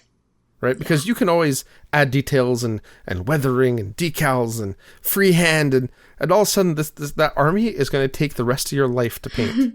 Right? So phylactery painting. Well, exactly. Right? So, I've had to paint 100 models in a month before. Wow. Sorry. Yeah, thanks, Anton. My condolences. Yeah. Yeah. And they look good. People couldn't believe I did it all in a month. Nice. I even got the compliment of, I have a job. It's like, good for so you. do I. Yeah. I work 40 hours a week and I have a newborn child. So yeah. Screw you, yeah. I think that takes especially if you have little kids, that takes the cake. And this is from a guy who'd obviously painted his army with like craft paints. Oh. Like it was his army was not pretty, which is fine. If you're happy with it, it's all that matters. Yeah. It's not a contest unless you enter a contest. don't hold yourself to anyone's standard but your own. Yeah. Because that's really all that matters, right? Mm-hmm. Man, it was just funny to get that comment. That was the only thing you could say about my army. Was, I have a job. All right, Mr. Sour Grapes. Like, okay. And that whole game was the worst game of my entire life to date. Oh no! Yeah. So just a bad experience, or there were several things. I'm sure. Yeah, it was the last game of the day. It was at a tournament. Last game of the day, And these people have been playing this game for 15 years. They'd played like 6 different editions. Oh, so wow. they just merged all the rules into one. So they're doing stuff. I'm like, no, it doesn't work that way. No, I'd been playing for about 3 weeks at this time. And I was correcting them, and they were coming to me with rules questions. Oh, boy. So if you can imagine like a large-scale game, because it was Warhammer Fantasy Battles, right? So it's like literally, and it's a team game. So there's 4 armies on the table. There's literally hundreds of models on the table, and every time they do something, they have to ask you if they're doing it right. Oh, that sounds miserable. That was like 4th edition well, I played D&D, but yeah, it was like 4th edition, and it was like, okay, hold on, I've got this big pile of books. Can we remember you played 3.5? Doesn't work that way. Nope. And we had a guy, Travis, bless his heart, Travis. Every time Travis would rules us. Travis, we need rules, and he just kind of would play, but also sit there and be like, paragraph 2 of page 168 of this, of the Barbarian book. Oh, okay, thanks, Travis. But yeah, that sounds miserable to sit there and have to second guess and analyze every single move. I'm sure people got frustrated very quickly, huh? Yeah, and the person I was playing with, because his family, his son had gotten sick or something, so he couldn't attend. So we had someone who filled in for our team because it was a 4-man team event. And the person I was playing with, I didn't know, but he was ready to start throwing stuff and flipping tables, and he was super calm the whole day. He was like one of the nicest people I've ever met in gaming. Always the quiet ones. And he was like, at the end of the day, he could have jumped the table and strangled these guys, right? Oh, that's terrible. Yeah, and I'm sure that's like just palpable. The uncomfortable tension. It was so bad. And that's why I don't go anywhere without Antoine anymore. There you go. Because I was there. You were there, but you were playing on another table. You couldn't help me. But now, so I know Antoine better. is like my group's Travis. You always need somebody. It's almost like a job for them. It's like, do you need like a salary for we'll just take you around and you can help us. You can enable our game so we can have fun and you can focus on making sure we don't screw it up. I would totally pay. I would do that so quickly. Yeah, Antoine's got the memory for rules and the talent for painting. I hate him. Wow, that is rare. I feel like it's not to say that it's mutually exclusive, but to find somebody that enjoys both is rare. Yeah, and that's the key. Antoine actually enjoys rules. He likes reading rule sets and seeing how rules interact, and he approaches it from like from a construction standpoint. Like he likes to see how they're built. So when I start playing many Guild rule Ball, books I never played. I'm going to find you and figure out, like, Antoine, all right, Guild Ball, let's talk. Actually, Antoine is what they call a pundit, so he's like their volunteer for Guild Ball. Oh, wow, that's cool. Yeah, I think anytime you want, that's, hit me. Yeah, me if that's when I learn, I have the rule book and whatnot. I've been trying to learn it, but I haven't really sat down and looked at it from beginning to end, so I've skipped around a little bit, but and then I got really distracted and was like, I love the minis, and then I started trying to figure out which team I'd be on, and then how I was going to put them together, and what paint scheme I was going to color them, and then it went all downhill, and it got shifted to painting rather than learning how to play. So maybe if I paint something, then I can come back. What team? I never decided. That's the sad part. a lot of people were saying that the Fisherman's Guild is the best, good team to start with. I was also looking at the Masons, but then they have, to me, I just got overwhelmed, and it seems like there's a lot of flexibility within that team. Yes. And I didn't, it overwhelmed me, so I thought, maybe I'll start with Fisherman or the, the Butcher's Guild. I don't know. But both good still, choices, I think. I'll have to, yeah, I think for a beginner, plus I really want to paint that otter. Yeah, Salt. Yeah, the tentacles is cute too. Yeah, that's true. The other mascot they have is pretty cute. Mm-hmm. I play fish. Actually, I finished painting my fishermen at... Yeah, I finished painting them actually at Reapercon. Oh, okay. Congratulations. Yeah. Neat. They're... the Guild Ball models are fun to paint. Oh, they are so cool. And yeah, speaking of conversion rates, I think that's the only thing that's held me back is... I've done the, miniaturemarket.com, and I've put all this stuff in my to-go cart. What's it called? The shopping cart. And then I look at the total and I'm like, no. And then I have to try to pare it down, and I could never, ever, ever decide which team to start with. So I don't know. Antoine, do you have any suggestions of if somebody's just getting into the game, what to start with?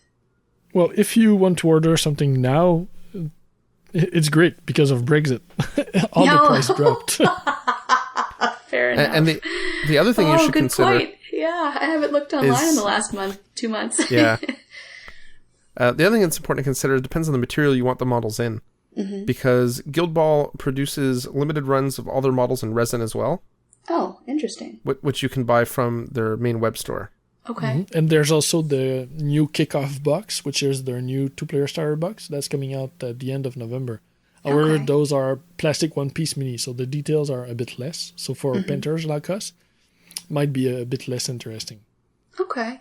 But I'm sure for people that want, a quick paint job and they just want to play, that's probably very nice. They're perfect for that. Yeah, they're affordable. You have rule books. Everything comes in that box. You don't need anything else in the box. Nice. And it comes with 2 full teams, right? It comes with the Masons and who else? Brewers. The Brewers. Oh, the Brewers. Okay, yeah. Yeah. And to be honest, I think those 2 teams are 2 of the most balanced one. Mm-hmm. Like Butchers and Fishermen are great because you can concentrate on one part of the game, but you might be missing out on the whole of it. Yeah, you're not meleeing with fish. You're definitely not trying to take people out, generally speaking. Yeah. And not with the base build. And same thing for the Butchers. The base build, you're maybe aiming for doing a lucky goal. Mm-hmm. Yeah. The rest of it is just hitting people up. What's it called? Slash and burn or hack and slash or exactly. Hit with hammer. Yeah. Very straightforward. Exactly. Yeah, not your typical soccer team. Sure. Yeah. There you go. Well, right. Or maybe that is your typical soccer team. I'm not sure. Yeah. Oh gosh. When, in fact, the U.S. men's national team just lost to Mexico. Very, very sad. Very sad. But my husband's really into soccer, and whenever the World Cup comes on, oh boy, yeah, it takes over our lives. And I never got into soccer or football. Yeah, I prefer soccer when it's played on ice with a puck. Fair enough. Yeah, it's some soccer tournaments might be almost as rough as hockey, but probably not. Yeah. Okay. It's easy to run. It's harder to skate. Sorry, we're off topic. We're way off topic. Cut the last 15 minutes. Sorry, guys. No, I'll leave it. It's okay. So I just want to get us back on topic, and let's just close up with the second half of our topic now, which was the because we've talked a lot about Reapercon, and I'm not really sure where we're going anymore with that, so we'll just cut right into the travel kit. Mm-hmm. So, what do you take on the road when you're traveling with your minis, so that you can work on them when you get there or finish them up, or like what's the core kit you think? Sure. I mean, obviously, Antoine, do you want brushes. to go first? Yeah. We'll do it in alphabetical order. I traveled a less for painting, so I think my point is less interesting. I mostly do car because when we go paint, we do painting sessions in group locally. So I bring only a couple of models and just the paints required to work on those, and a portable lamp, and that's about it. And which lamp do you use? Oh, whatever the good lamp I have, it's not portable; it's too big. Mm-hmm. So whatever. So like a travel lamp. A small travel lamp, and I just don't do big detail work or like finishing touches and stuff like that. I keep those for air. Yeah. For me, I have my tableware case, which I invested in. Well, my sister wanted to buy me something cool for Christmas. She's like, I don't know what to get you. I'm like, get me a tableware case. So I got the small one with the acrylic front, and I'll putty my minis to the bottom of that. Take that with me, so I know that they're secure and they're safe. Let's see. And then, I've got my portable lamp. It's an Oxy LED lamp, and just like Antoine, it's not the same one that I use at my painting table, but it's, I can't remember what the model is called, but Oxy LED, OXY LED, and they have a lot of things on Amazon, but this one you just charge, like with a, micro USB, and it's good for about 3 to 4 hours, and it's got like little touch settings. So there's 1 is the lowest and 4 is the brightest. So if you're if you don't need as much light, then it lasts a little bit longer. But those are always nice when I'm going to conventions, and I've got my wet palette, I've got my brushes, and then I have my light. And for example, at the Las Vegas Open or at Reapercon, if they're not in a really well lit room, then I have this to use, and that's really helpful for the hands-on painting classes. I like the idea of the battery operated light. Mine is a plugged in one. Oh, okay. That can be a pain because you need to you have to find an extension outlet to or find an outlet. It's not always available. Right. So, right. Yeah, maybe investing in a battery one. I think I'll look into it. Yeah, yeah, and now they have the external batteries that you can charge your phone with, and you just plug it in. I actually bought one of those so I could recharge my my lamp if I needed to. So I thought, well, if I need to recharge my phone, I can do that, or I can just plug it into my rechargeable lamp, and then I can use that, if I'm painting for longer. Just like with Reapercon, it not being at the hotel, and there weren't a lot of outlets because it was kind of in a large room. It was really nice to have this lamp. Yeah, I actually stole a lamp from Jim to paint with because he had some rechargeable. Did he know you did, or was it he loaned it to me. There you go. Because I was trying to paint and I was going blind, and he's like, "Here." Oh, bummer. That's because nice. I didn't bring a lamp with me because the previous year I should say, they had lamps on every table. Right. Yeah. So I totally wasn't expecting it. And actually, now you've mentioned this oxylite thing, I'm looking. I found a neat one, not cheap in Canada. But they have a nice full spectrum light for about $150. Awesome. Which looks like a good lamp. Yeah. Yeah, mine it's got like a hexagon shape at the base, and it has a nice weight to it, and you can put it at different angles. I'm not sure if they sell the same model anymore, but it's called like the Balance. I can't remember what it's called, but it was on sale on Amazon. I think it was originally like $85. I got it for $40. But yeah, every once in a while they'll have really good deals, and I'm really happy with their products. In fact, I've got a plug-in lamp, one of two lamps that I use in my regular desk. It's also the same brand. Anyway, but yeah, what else do I... I have a backpack, and I've got a little painting rack, and I got these on Amazon. I have them on my blog. I'll have to figure out what they're called. Oh yeah, Art Bin. Art Bin makes them, and it's for, craft paint, and you put them upside down, but depending on what type of paint you use, if they're dropper bottles, they'll fit into this little section, and then I can just, either wrap this in, a piece of fabric and then stick it in my backpack, and I take it out, and it's got, let's see, 1, 2, 3, 4, 5, 6, 7, yeah, it's got like, 20, 25, little paint pockets in there, so you don't have like a big bag of paints that you're rummaging through. And then it's got a little stand, and I can just kind of pop it up and stick it on a desk if I need to. And everything is organized, and you can see the bottoms of all the bottles, so you know what colors you're working with. It's a little weird. It's a little weird, but I love it. And then, yeah, just my painting palette and a little cup of water. I mean, if you're painting at a hotel or something like that, usually they have the little coffee cups that you can use, or water glasses. Yes. Painting you in the can also bathroom use that for hotel wine. Yeah, yeah, right. Are you drinking coffee? It's 9:00. No, this is wine in here. What are you talking about? Oh, no, outdoor hangs. Anyway, scratch that from the record. This is a family show. Yeah, that was actually a really really funny conversation we had. Aaron Lovejoy and I talking about painting in the bathroom in the hotel room, because the bathroom has the best light of anywhere in the hotel usually. Yep. So everyone and goes a place and to paints sit. in the bathroom. Yeah, that too. Actually, wow. Sorry. Side note. You said you had the Oxyled Balance. Yeah. Yeah. So that light is actually on sale right now for $30 US. Oh, awesome. So yeah, go buy it. It's that cool. looks pretty cool. Yeah, I'm really happy with it. I like it a lot. It's easy to stick in a backpack. It doesn't collapse down or anything like that, but it's a decent size. It's like 16 inches high or something like that. But, yeah, it looks like that might be interesting.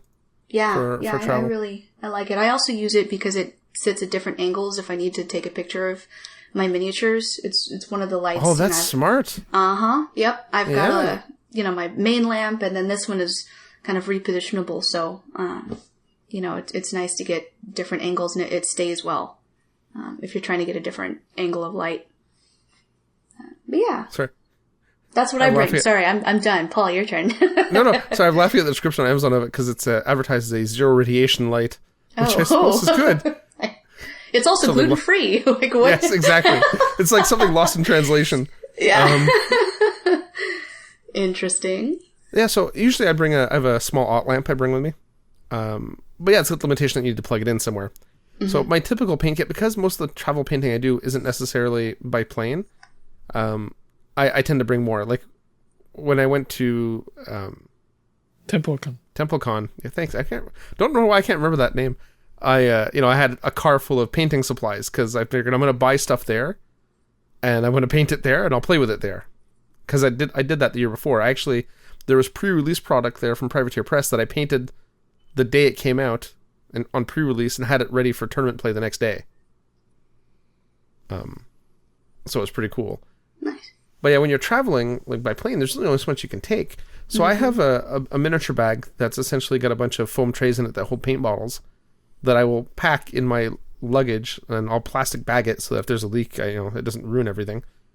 And that'll go in my checked bag. And then I have another small box of, all the accessories, the paintbrushes, clippers, glue, whatever. But honestly, I think your approach, really, I'm lazy, so I take, my full collection of Privateer Press paints because I'm too lazy to sort colors. Right. That's, realistically, what do you need? 3 of every primary color, maybe? Like a dark, a medium, and a light tone. Oh yeah, like triads of the basics. Yeah. Yeah. You get your blues, your greens, your reds. A couple flesh type colors if you don't want to fiddle too much with flesh tones, and then black and white, some grays. It's not. You really can probably get by with like 10 or 12 jars of paint to do pretty much anything. Oh yeah. And if you look at people like again, we'll bring up Jim Wapple. He never really has more than 5 or 6 bottles of paint. Yeah. And he'll paint everything with that, and it's pretty impressive to watch. Yeah, if you have a great eye for color and know how to mix your paints well, you don't need more than 12 paints, like, at all. That's it. Yeah. Just do the Bob Ross thing. Yeah, but that's, again, 2D painter, right? That's how he was trained. And it was funny because I was talking to James's wife, and she was talking, what was that color she mentioned that Bob Ross always used? Phthalo green. Yeah. She said, I really wish I could get a phthalo green. Was it phthalo blue? I can't remember. There was... Oh, I don't know. Maybe. Yeah. It's phthalo something. It was like phthalo blue. Sorry. Yeah, PTHALO. Yeah, and there's phthalo blue, and there's a green he always uses too. It was phthalo blue and something green. Okay, Googling now. Let's see. Bob Ross green paint. This totally makes great radio. I love this. What colors did Bob Ross use? Oh no, you're right. There is a phthalo blue green. and a phthalo green. Yeah. Yeah. Yeah, he's phthalo green. He used Prussian blue a lot too. Yeah. So. But yeah, it was funny because I always compared Jim to Bob Ross. Oh yeah, he's like the Bob Ross of miniature painting, right? Oh yeah, I love that. We just got these happy little bases right here. You can use, the Scopia's only like $3 a piece, and you can make like, anything you want. You can do anything. This is your world. There are no mistakes. Yeah. Just happy little accidents. I think he would be super flattered to have that compliment. That's in this case, this is an absolute compliment. Hopefully he doesn't take that the wrong way. He doesn't. Not that he's, going to be listening to this and being like, gosh, you guys, stop talking about me. he may actually. But yeah, no. When I told him that I considered him like the Bob Ross of miniature painting, he smiled. Good. I don't think I'm the first to make that comparison. So sure, yeah. Yeah, but really. So what else? What else? No, I think that's it's really about trying to focus on what you need because you can get out of hand, right? Oh, for sure. Get out of hand you can all have the time. Like 3 different suitcases worth of stuff to bring. And I think get the bottle of crazy glue, a set of files. The files, the clippers, if you need to section something. A if you're going to be tool. building I did and stuff, not bring a pokey tool. That was a mistake. Oh, the pokey tool for working green stuff. Yeah, definitely. See, the pokey tool, the dental pick or whatever. Mm-hmm. So handy. Yes. That reminds me, I don't know if I ever got mine back from James's wife, but whatever. It doesn't matter. I'll send you one. It's all good. It's all good. I have more. And I think that's the thing, right? Because people, when they think they're going to go paint, they really kind of go overboard. Like, you see people... I felt bad in my little miniature bag of paint, but there were people there that brought these monstrous containers with like 300 bottles of paint. Yeah. And I think... And they had paint for sale there. That's the funniest part, is like all the, if you need to buy something, chances are they have it. They have it there for sale. I mean, Reaper, God bless them, but they make the laziest paint line ever. Right? The laziest? Yeah. Like the triads? Like you don't have to think about it? It's aimed at the lazy people. Oh, right? Yeah. Oh, yeah. Or the hoarders. Yeah, the collectors, yeah. Mm-hmm. Do you really need 30 different reds? Probably not. But will people I've buy got them? 35. Hell yeah. Yeah, exactly. And I'm like that guy. I buy all kinds of different paint lines, paint ranges. So I have, GW paints, I have P3 paints, and I have the Badger Minotaur line. I have a bunch of Vallejo paints, and I have a bunch of Reaper paints. And I don't know why, because I don't need 36 of the same shade of green from 36 different vendors. Mm-hmm. But it's easy to let it get ahead of you. Yeah, and then once you open that box, you say, well, I've used this type of skin tones, and I've used that type of skin tones, and Scale 75 just released a new thing of skin tones. I've got to try those just so I know I'm using the best paint possible. Yeah. And then it just becomes a research project at the expense of your pocketbook. Exactly. And it's important to realize that, different paints won't make you a better painter. Mm-hmm. Now, not if you to don't say thin them, you're going to be screwed either way. Yeah. Not to say you won't necessarily have preferences, because the consistency of paints are different, their translucency, the if it's glossy or matte. Yeah. Yeah. The finish is very different, exactly. So, it's perfectly normal to have a paint line preference, but I don't think anyone that makes miniature paint makes bad miniature paint, because paint is paint after all. Mm-hmm. Composition may change slightly, pigments will change, but, paint is paint. And especially in this industry, if you don't make a great product, you're not going to be in business long. And it's, people talk about Army Painter paints. It's they're terrible, or Reaper paints are basically house paint. Well, yeah, okay, they're same. Yeah, their base is like house paint base, but so is every other acrylic paints. It's also gluten-free. No. Yeah, exactly. They didn't reinvent the wheel. Yeah. Paint is paint. Mm-hmm. Yeah, I'm partial to matte paints myself. Yeah. I don't know, are you a big Reaper paint person, or? I am. In fact, I'm looking right now. I've got my it's not little, my paint rack above my desk that I've got, all my lights to grays, and then I've got my, neutrals, my olives, and then I've got my pinks and my purples and my blues and my greens and my oranges and my reds, and then the very, very last one is the skin tones. But yeah, I like them. In fact, I really enjoy the triads of the skin triads that Ann Forrester created.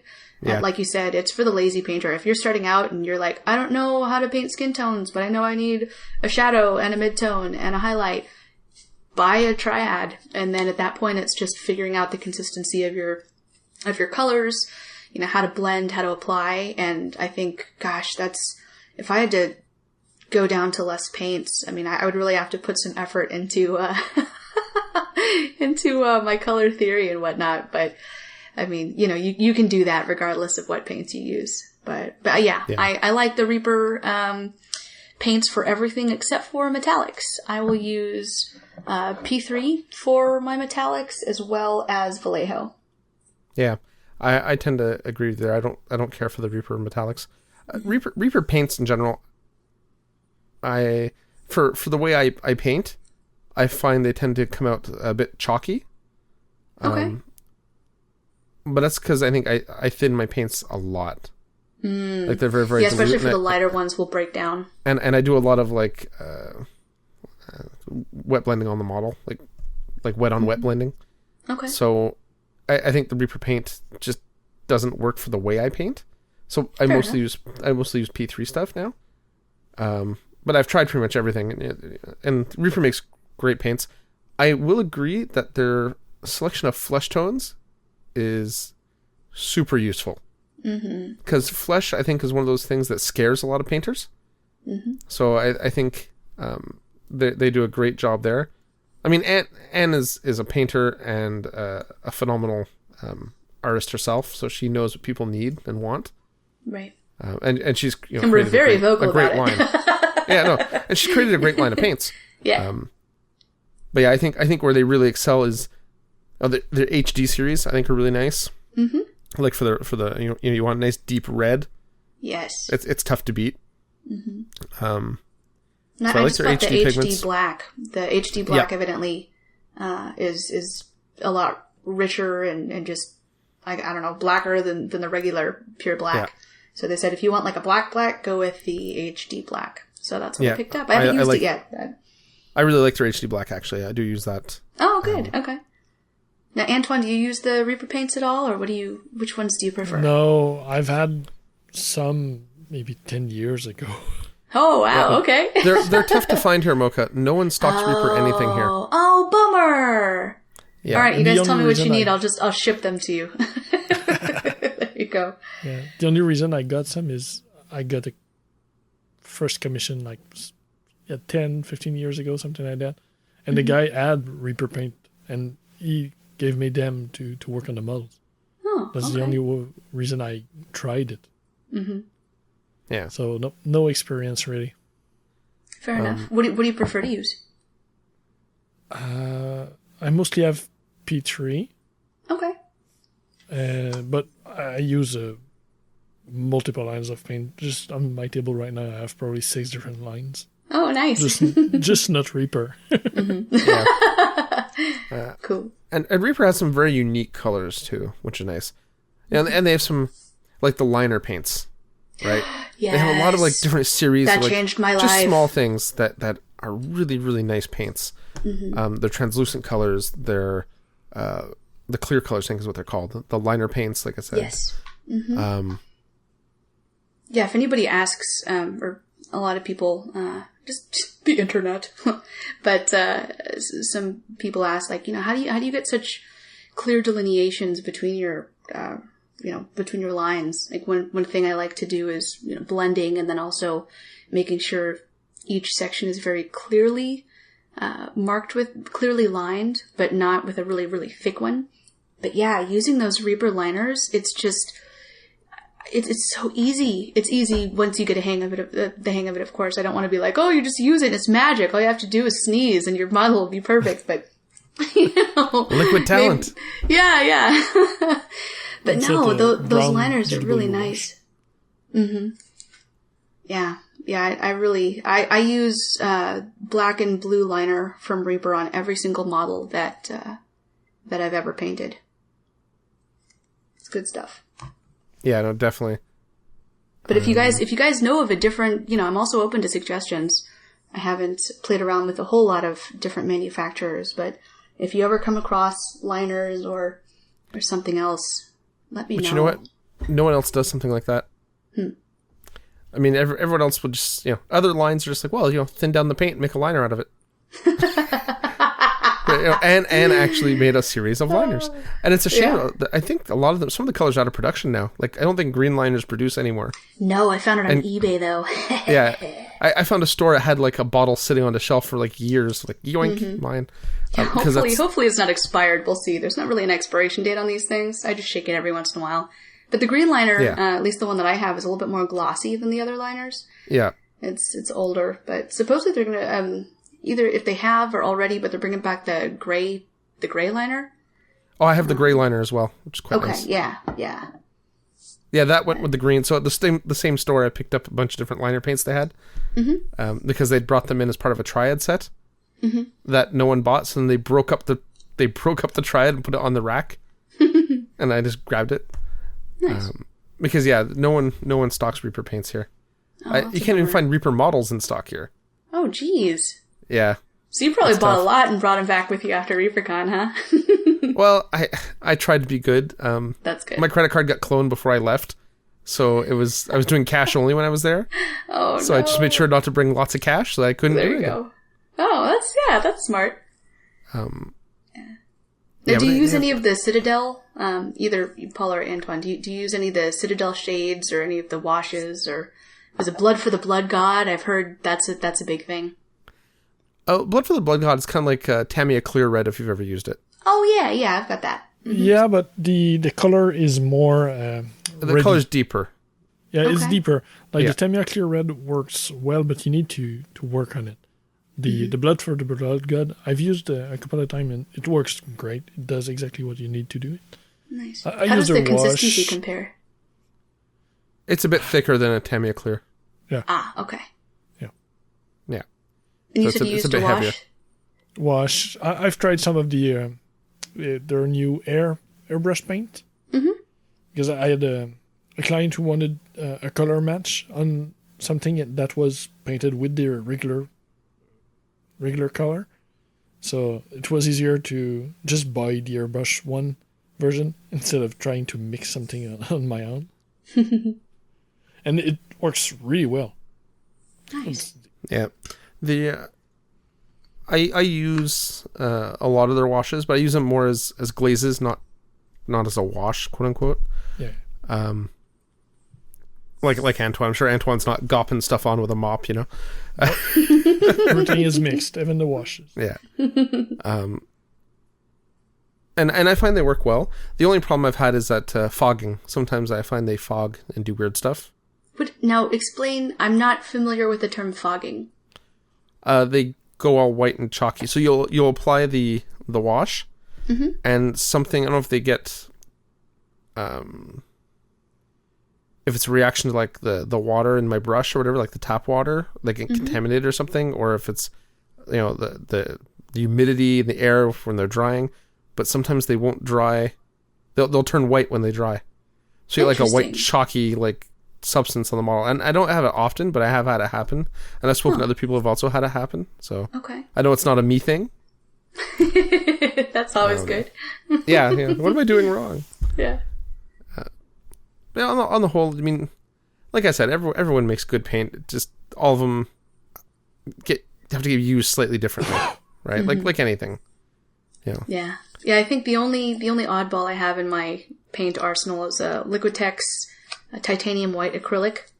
And I took an NMM class at LVO with Aaron Lovejoy, and he said use the titanium white because, you can get a whitest white, but, the titanium white just is going to be that really, really nice, brightest pop of color that you need. And even pure whites in the line, it really does a better job. So absolutely. I've been using that. Yeah, I took a class with Aaron about that. What is that technique called? Not wet brush, not... Oh, two brush blending. No.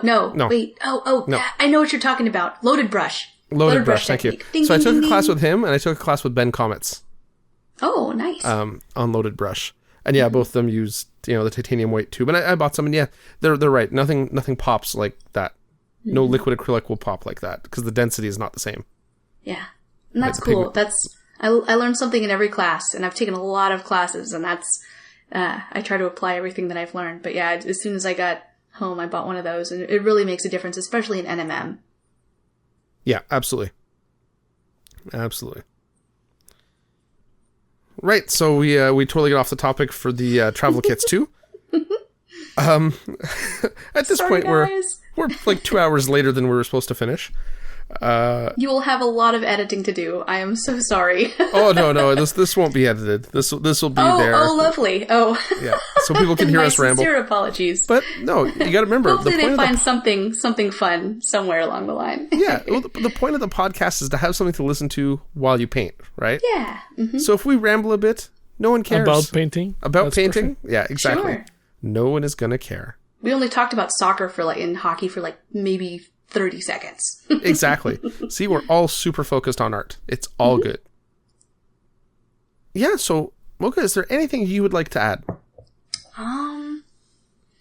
Gosh, I feel like you've said enough. I feel like I've rambled so much, but yeah, people listen to us ramble all the time. I mean, feel free. And I love it. I listened to this. I was driving. I had a lot of driving the last two weekends, and it was nice to listen to you guys talk and just have something to listen to. It's the conversation flows very well, and Did you actually? I know I suggested you listen to the back episode with Meg Maples. Oh, yes! Did you listen to that one by chance? I did! She has the same origin story as I do. Exactly. That gave me goosebumps when I listened to that. I was like, what? I told you. It's like the same story. Oh my gosh. I was like a kindred spirit. Yeah, it's the same story. Yeah, and I just, almost to a T. It was scary. It was like, I feel like she's telling the story that I've told. Did I copy her? Like, it was surreal. But yeah. Are you secretly a Meg Maples clone? Maybe. I don't know. Oh, I wish. She's very, very talented. But, she is. Absolutely. And I haven't gotten to meet her in person, but I've heard only good things. But yeah, other than that, gosh, I don't know. I'd love to answer any other questions you guys might have, but I also don't want to go over time. But yeah, I really, really enjoyed this. Thank you guys so much for inviting me and having me on. I really appreciate it. And you know what? It was awesome having you. If you ever want to come back on and just, I was going to say something that you can't say on a family show. If you ever want to just, shoot the stuff. Yeah, exactly. Let us know. It was great to have you on. And, and like I said, the whole point of the podcast is to give people something entertaining to listen to that's hobby related. Mm-hmm. And I think we certainly did that tonight. Even Antoine was so mesmerized by our conversation, he had practically nothing to say for the last hour and a half. No. So.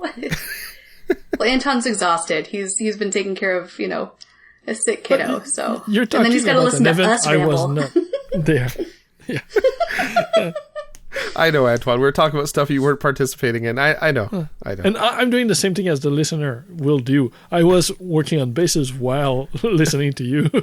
Oh, nice. See, multitasker.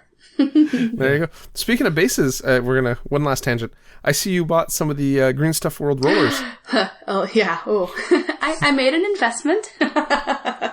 I got one of the 5-packs, and after taking Jim's Basing the Wapple Way class, he was showing us, I got Sculpey on Amazon for like $5.97. I'm sure he could have found it cheaper, but I just had it all shipped in one fell swoop. And also on greenstuffworld.com, got some of those rollers. And I'm going to try it with Sculpey first. Paul, I know you use it with Green Stuff. And until I get a good technique down and I'm consistent with it, I'm going to use it on Sculpey. And then I'll actually mush Green Stuff together and make some nicer bases that are in those inset, 32 millimeter or 30 millimeter bases with the slot. But yeah, really, really excited. I got, there was like an ice, there's a runic thing, there's a dark runic. I mean, a lot of really great patterns to use. And if you haven't heard of them, they're basically, cylinders that are about, I think 6 inches long, and they're kind of like tiny rolling pins. And you can use it on Green Stuff, Sculpey, and they have patterns that you can make bases out of and just roll it out and then either stick it in the oven if you're using, a clay-based something or let it cure if you're using Green Stuff. And you can make all sorts of different types of bases. And I know, Paul, you use them. Is that right? Yeah, so I actually got to play with Jim's at the show because I didn't. Cool. I don't use them. Yeah. Don't go there. Yeah. Oh no, you know. He's got a lot of cool stuff to play with. He always brings this bag of Mary Poppins bag of cool stuff. Anyway, sorry. Yeah. Continue. Yeah. So no, I got to try his rollers out because we use another product similar. I did. It's not a roller. They're stamps by Happy Seppuku. Oh yes. Mm-hmm. That's exactly what I was working on right now. Yeah, they were actually at the show. They were at Reapercon. They had some little, they're $5 RTV rubber stamps. Nice. So they're like a more affordable version of the rolling pins. The rolling pins are really nice though, and they have some really really advanced, detail textures. Like the runic one, I think is really nice. There's a Celtic one. Yeah, the Celtic one's really nice as well. The Aztec one was really nice. Oh yeah, there's the Egyptian one. So if you're doing anything Egyptian themed, I don't have anything Egyptian themed, so I didn't. That's like the one I didn't buy. Yeah. So I don't know what the exchange rate works out for you, but for here they're about $23 a roller. Oh boy. Let's see. Yeah. Wow, that seems. I know they were on sale when I bought them, but yeah, let's see. Great radio, Mocha Googles things, yeah. Here we go. Green Stuff Roll Chop, order confirmation. Yeah, I got the rolling pin textured rolls, the 6-pack version 2.0, and that comes with one of the blank rollers that you can kind of use as a rolling pin if you want to.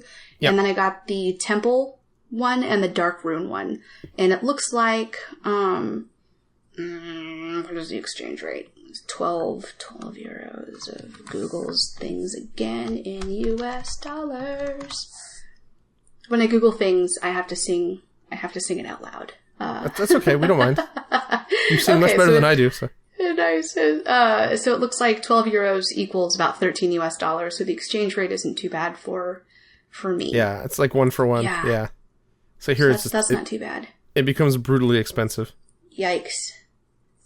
Yeah, and that's not shipping. Yeah, I was going to say plus shipping, because I think shipping was about $10 for me. So I'm sure it's considerably more for you guys.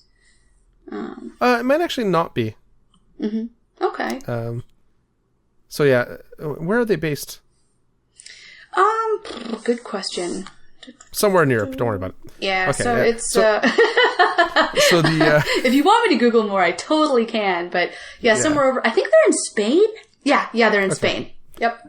Final answer. So it's about $66 for the 6-pack Canadian. Mm-hmm. So that's not horrible. It's $10 a roller. That's not that big a deal. Sure. Yeah, and they'll last you a long time. But yeah, when you make the investment, it's definitely not going to be cheap. But knowing how much mileage you can get out of those is considerable. Yeah, it's and they are really nice. They are acrylic though, so be careful with them. I noticed playing with Jims that they'd all cracked around the ends because I guess they've been in bags or whatever, and when he puts down the bag, they bang on the end. Oh, so like his rollers are all cracking inside around the end. Yeah. Mm-hmm. Yeah, it feels like glass. They're totally acrylic. I haven't used them just yet, but they're laser etched acrylic. So. Oh, okay, nice. Yeah, I hope they're not glass. Gosh, that sounds like a horrible idea. Well, no, a tempered glass rod would be fine, but they'd be super heavy. Super, yeah, and I'm sure quite a bit more expensive. Yeah. Oh, it's only $80 per roll. What? Yeah, actually, Happy Seppuku. One of the problems with acrylic also is that the putty tends to stick to it quite a lot. Right. Happy Seppuku they said actually wet the green stuff or something. Yeah, they sell they sell Vaseline, sculpting Vaseline that you can put on your green stuff so it doesn't stick to the roller. For those who are cheap like I am, spit works really well too. Nice. So if you saw me licking bases at Reapercon, don't panic. There you go. Is that guy on drugs? No, it's cool. It's just... Also, if you get cancer from the green stuff you're eating, it's not my fault. I didn't recommend it. I'm sure it's a Surgeon General's warning. Please do not eat and or ingest any of the green stuff. Paul Filion is not responsible for any... Exactly. Disclaimer notice. Yep. Yes, Happy Spook has actually come up with a RTV rubber one. Which is going to be interesting. Because they'll be like a fraction of the price. Mm-hmm. But that's down the road. So if you need something now, these are awesome. And the value's there. I mean, if you're doing armies or you're doing lots of different models, if you're doing individual character models, you're doing a model a month, it's hard to justify this. But if you're doing armies or boards, I could totally see Or if you just want a phylactery and, make sure that it is, the more you buy, the longer you will live, then go for it. Exactly. Bases for days. Yeah, I'm going to live to be 120. It'll be great, guys. Awesome. Well, so long as you stay this perky and upbeat, then you probably would live to 120. Okay, I think we've milked this for all it's worth. So before we let you go, can you tell people where they can contact you? Yeah. Or yes. see your work online. Either Yeah. Twitter, Sure, of course. website, stuff like that. And if you have your URL for that new commission website you're putting up, now's the time to plug it. Well, sure. Thank you. It's going to be linked through my regular website. I'm at mochaminis.com, MochaMinis.com, and you can find me on Twitter at Mocha_minis. I'm also on Twitch, same handle. I don't stream as much, but feel free to, tweet at me online and tell me to hurry up and paint live. And the more people that, politely harass me, the sooner I'll do it. And, but yeah, other than that, please reach out. I'm at mocha@mochaminis.com if you have any questions. And, I'll be linking, I'll have a new, link on my website. Not only do I have a blog, but I've got a page where you can see some of my previous work. And I'm going to hopefully get into the commission business, and I'm going to take it one step at a time and do mostly player characters and work with people and developing, very, very small projects until I can maybe get up to speed and then maybe do some larger commissions. But yeah, please reach out. I'm really enjoying the community, and yeah, thank you guys. I appreciate it for letting me plug my little blog, and I post every Monday. And, yeah, but gonna be posting about this and how much fun it was. So feel free to look for that. Yes. Thank you again for being on the show. It's Absolutely. a pleasure. And it was an absolute delight to meet you at Reapercon. Yeah. And, I hope you'll come back and talk to us, in the future. Hang out with us. For sure. Absolutely. I'd love to. You are so much more pleasant than Yom. It is unbelievable. Oh. Uh-oh. You just had to get one more dig in, didn't you? It's what I do. Nice. I love you, Yom. Oh, you are my spirit animal. Yes. Oh, right. Bless his heart. But yeah, thank you guys so much for having me on, and I hope I added a little bit to the show. Absolutely. Thanks again for coming on, Mocha. I appreciate it. Yeah, thank you. Take care. Have a good one. Bye. Bye.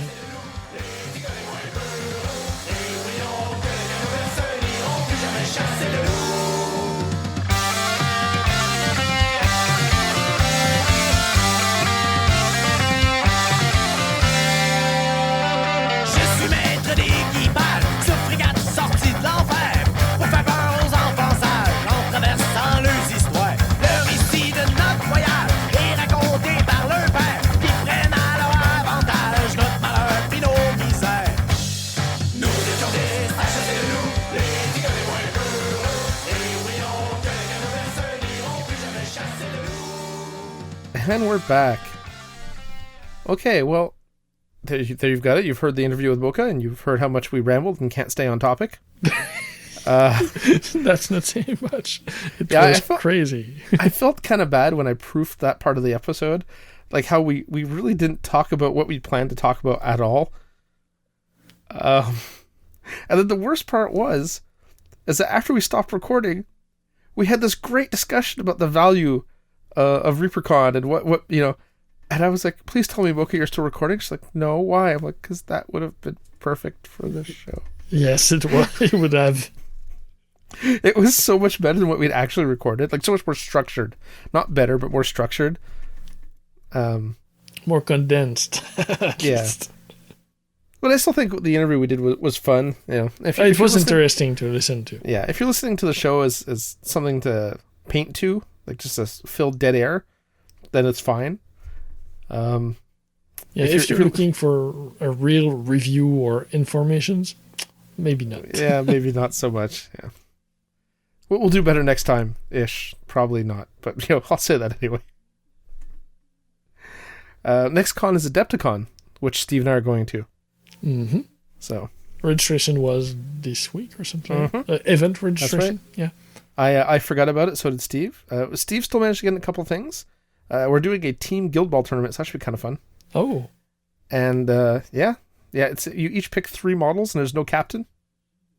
Yeah. Okay. The new format, I've read that you can have a mascot, but that's all. No captain. Yeah, why would you? The mascot is not required. Yeah. Why would you bring a mascot? It depends which one. I would probably bring the dog by butchers.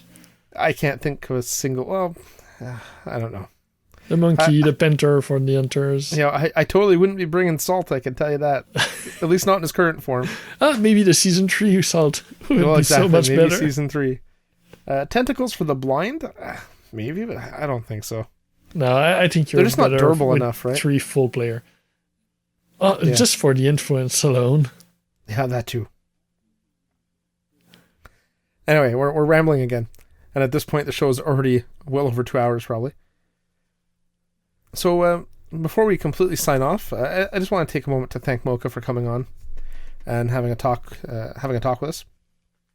And I hope she knows that she's welcome back anytime. Is there anything you'd like to say, Antoine? No, that's all on my side. Okay, well, I guess we'll sign off then, and hopefully we'll be back in a couple weeks with another episode. Bye, geeks. Thanks for listening to Geeks of the North. If you want to contact us, you can email us at geeksofthenorth@gmail.com. Like us on Facebook at facebook.com/geeksofthenorth, or follow us on Twitter at Geeks of the North. You can follow me, Paul, at PRFilio, Antoine at Eltonio Berg, Steve at B_Steve, and if you really feel the need, I guess you can follow Yom. He's at Yomasta. Breaks and outro music by Ladrave. You can listen to them at ladrave.bandcamp.com. See you next time, geeks.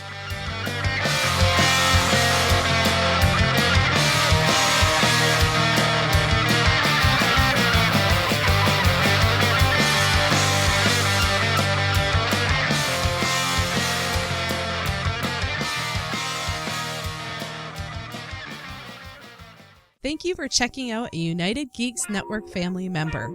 If you enjoyed it and are looking for other online media with a geek culture slant, head over to UnitedGeeksNetwork.com, where you will find All Us Geeks, a podcast that discusses board games, movies, television, comics, Kickstarter, and many other forms of geek culture. The United Geeks Network. You can broadcast your geekiness at UnitedGeeksNetwork.com. Work.com. Work.com.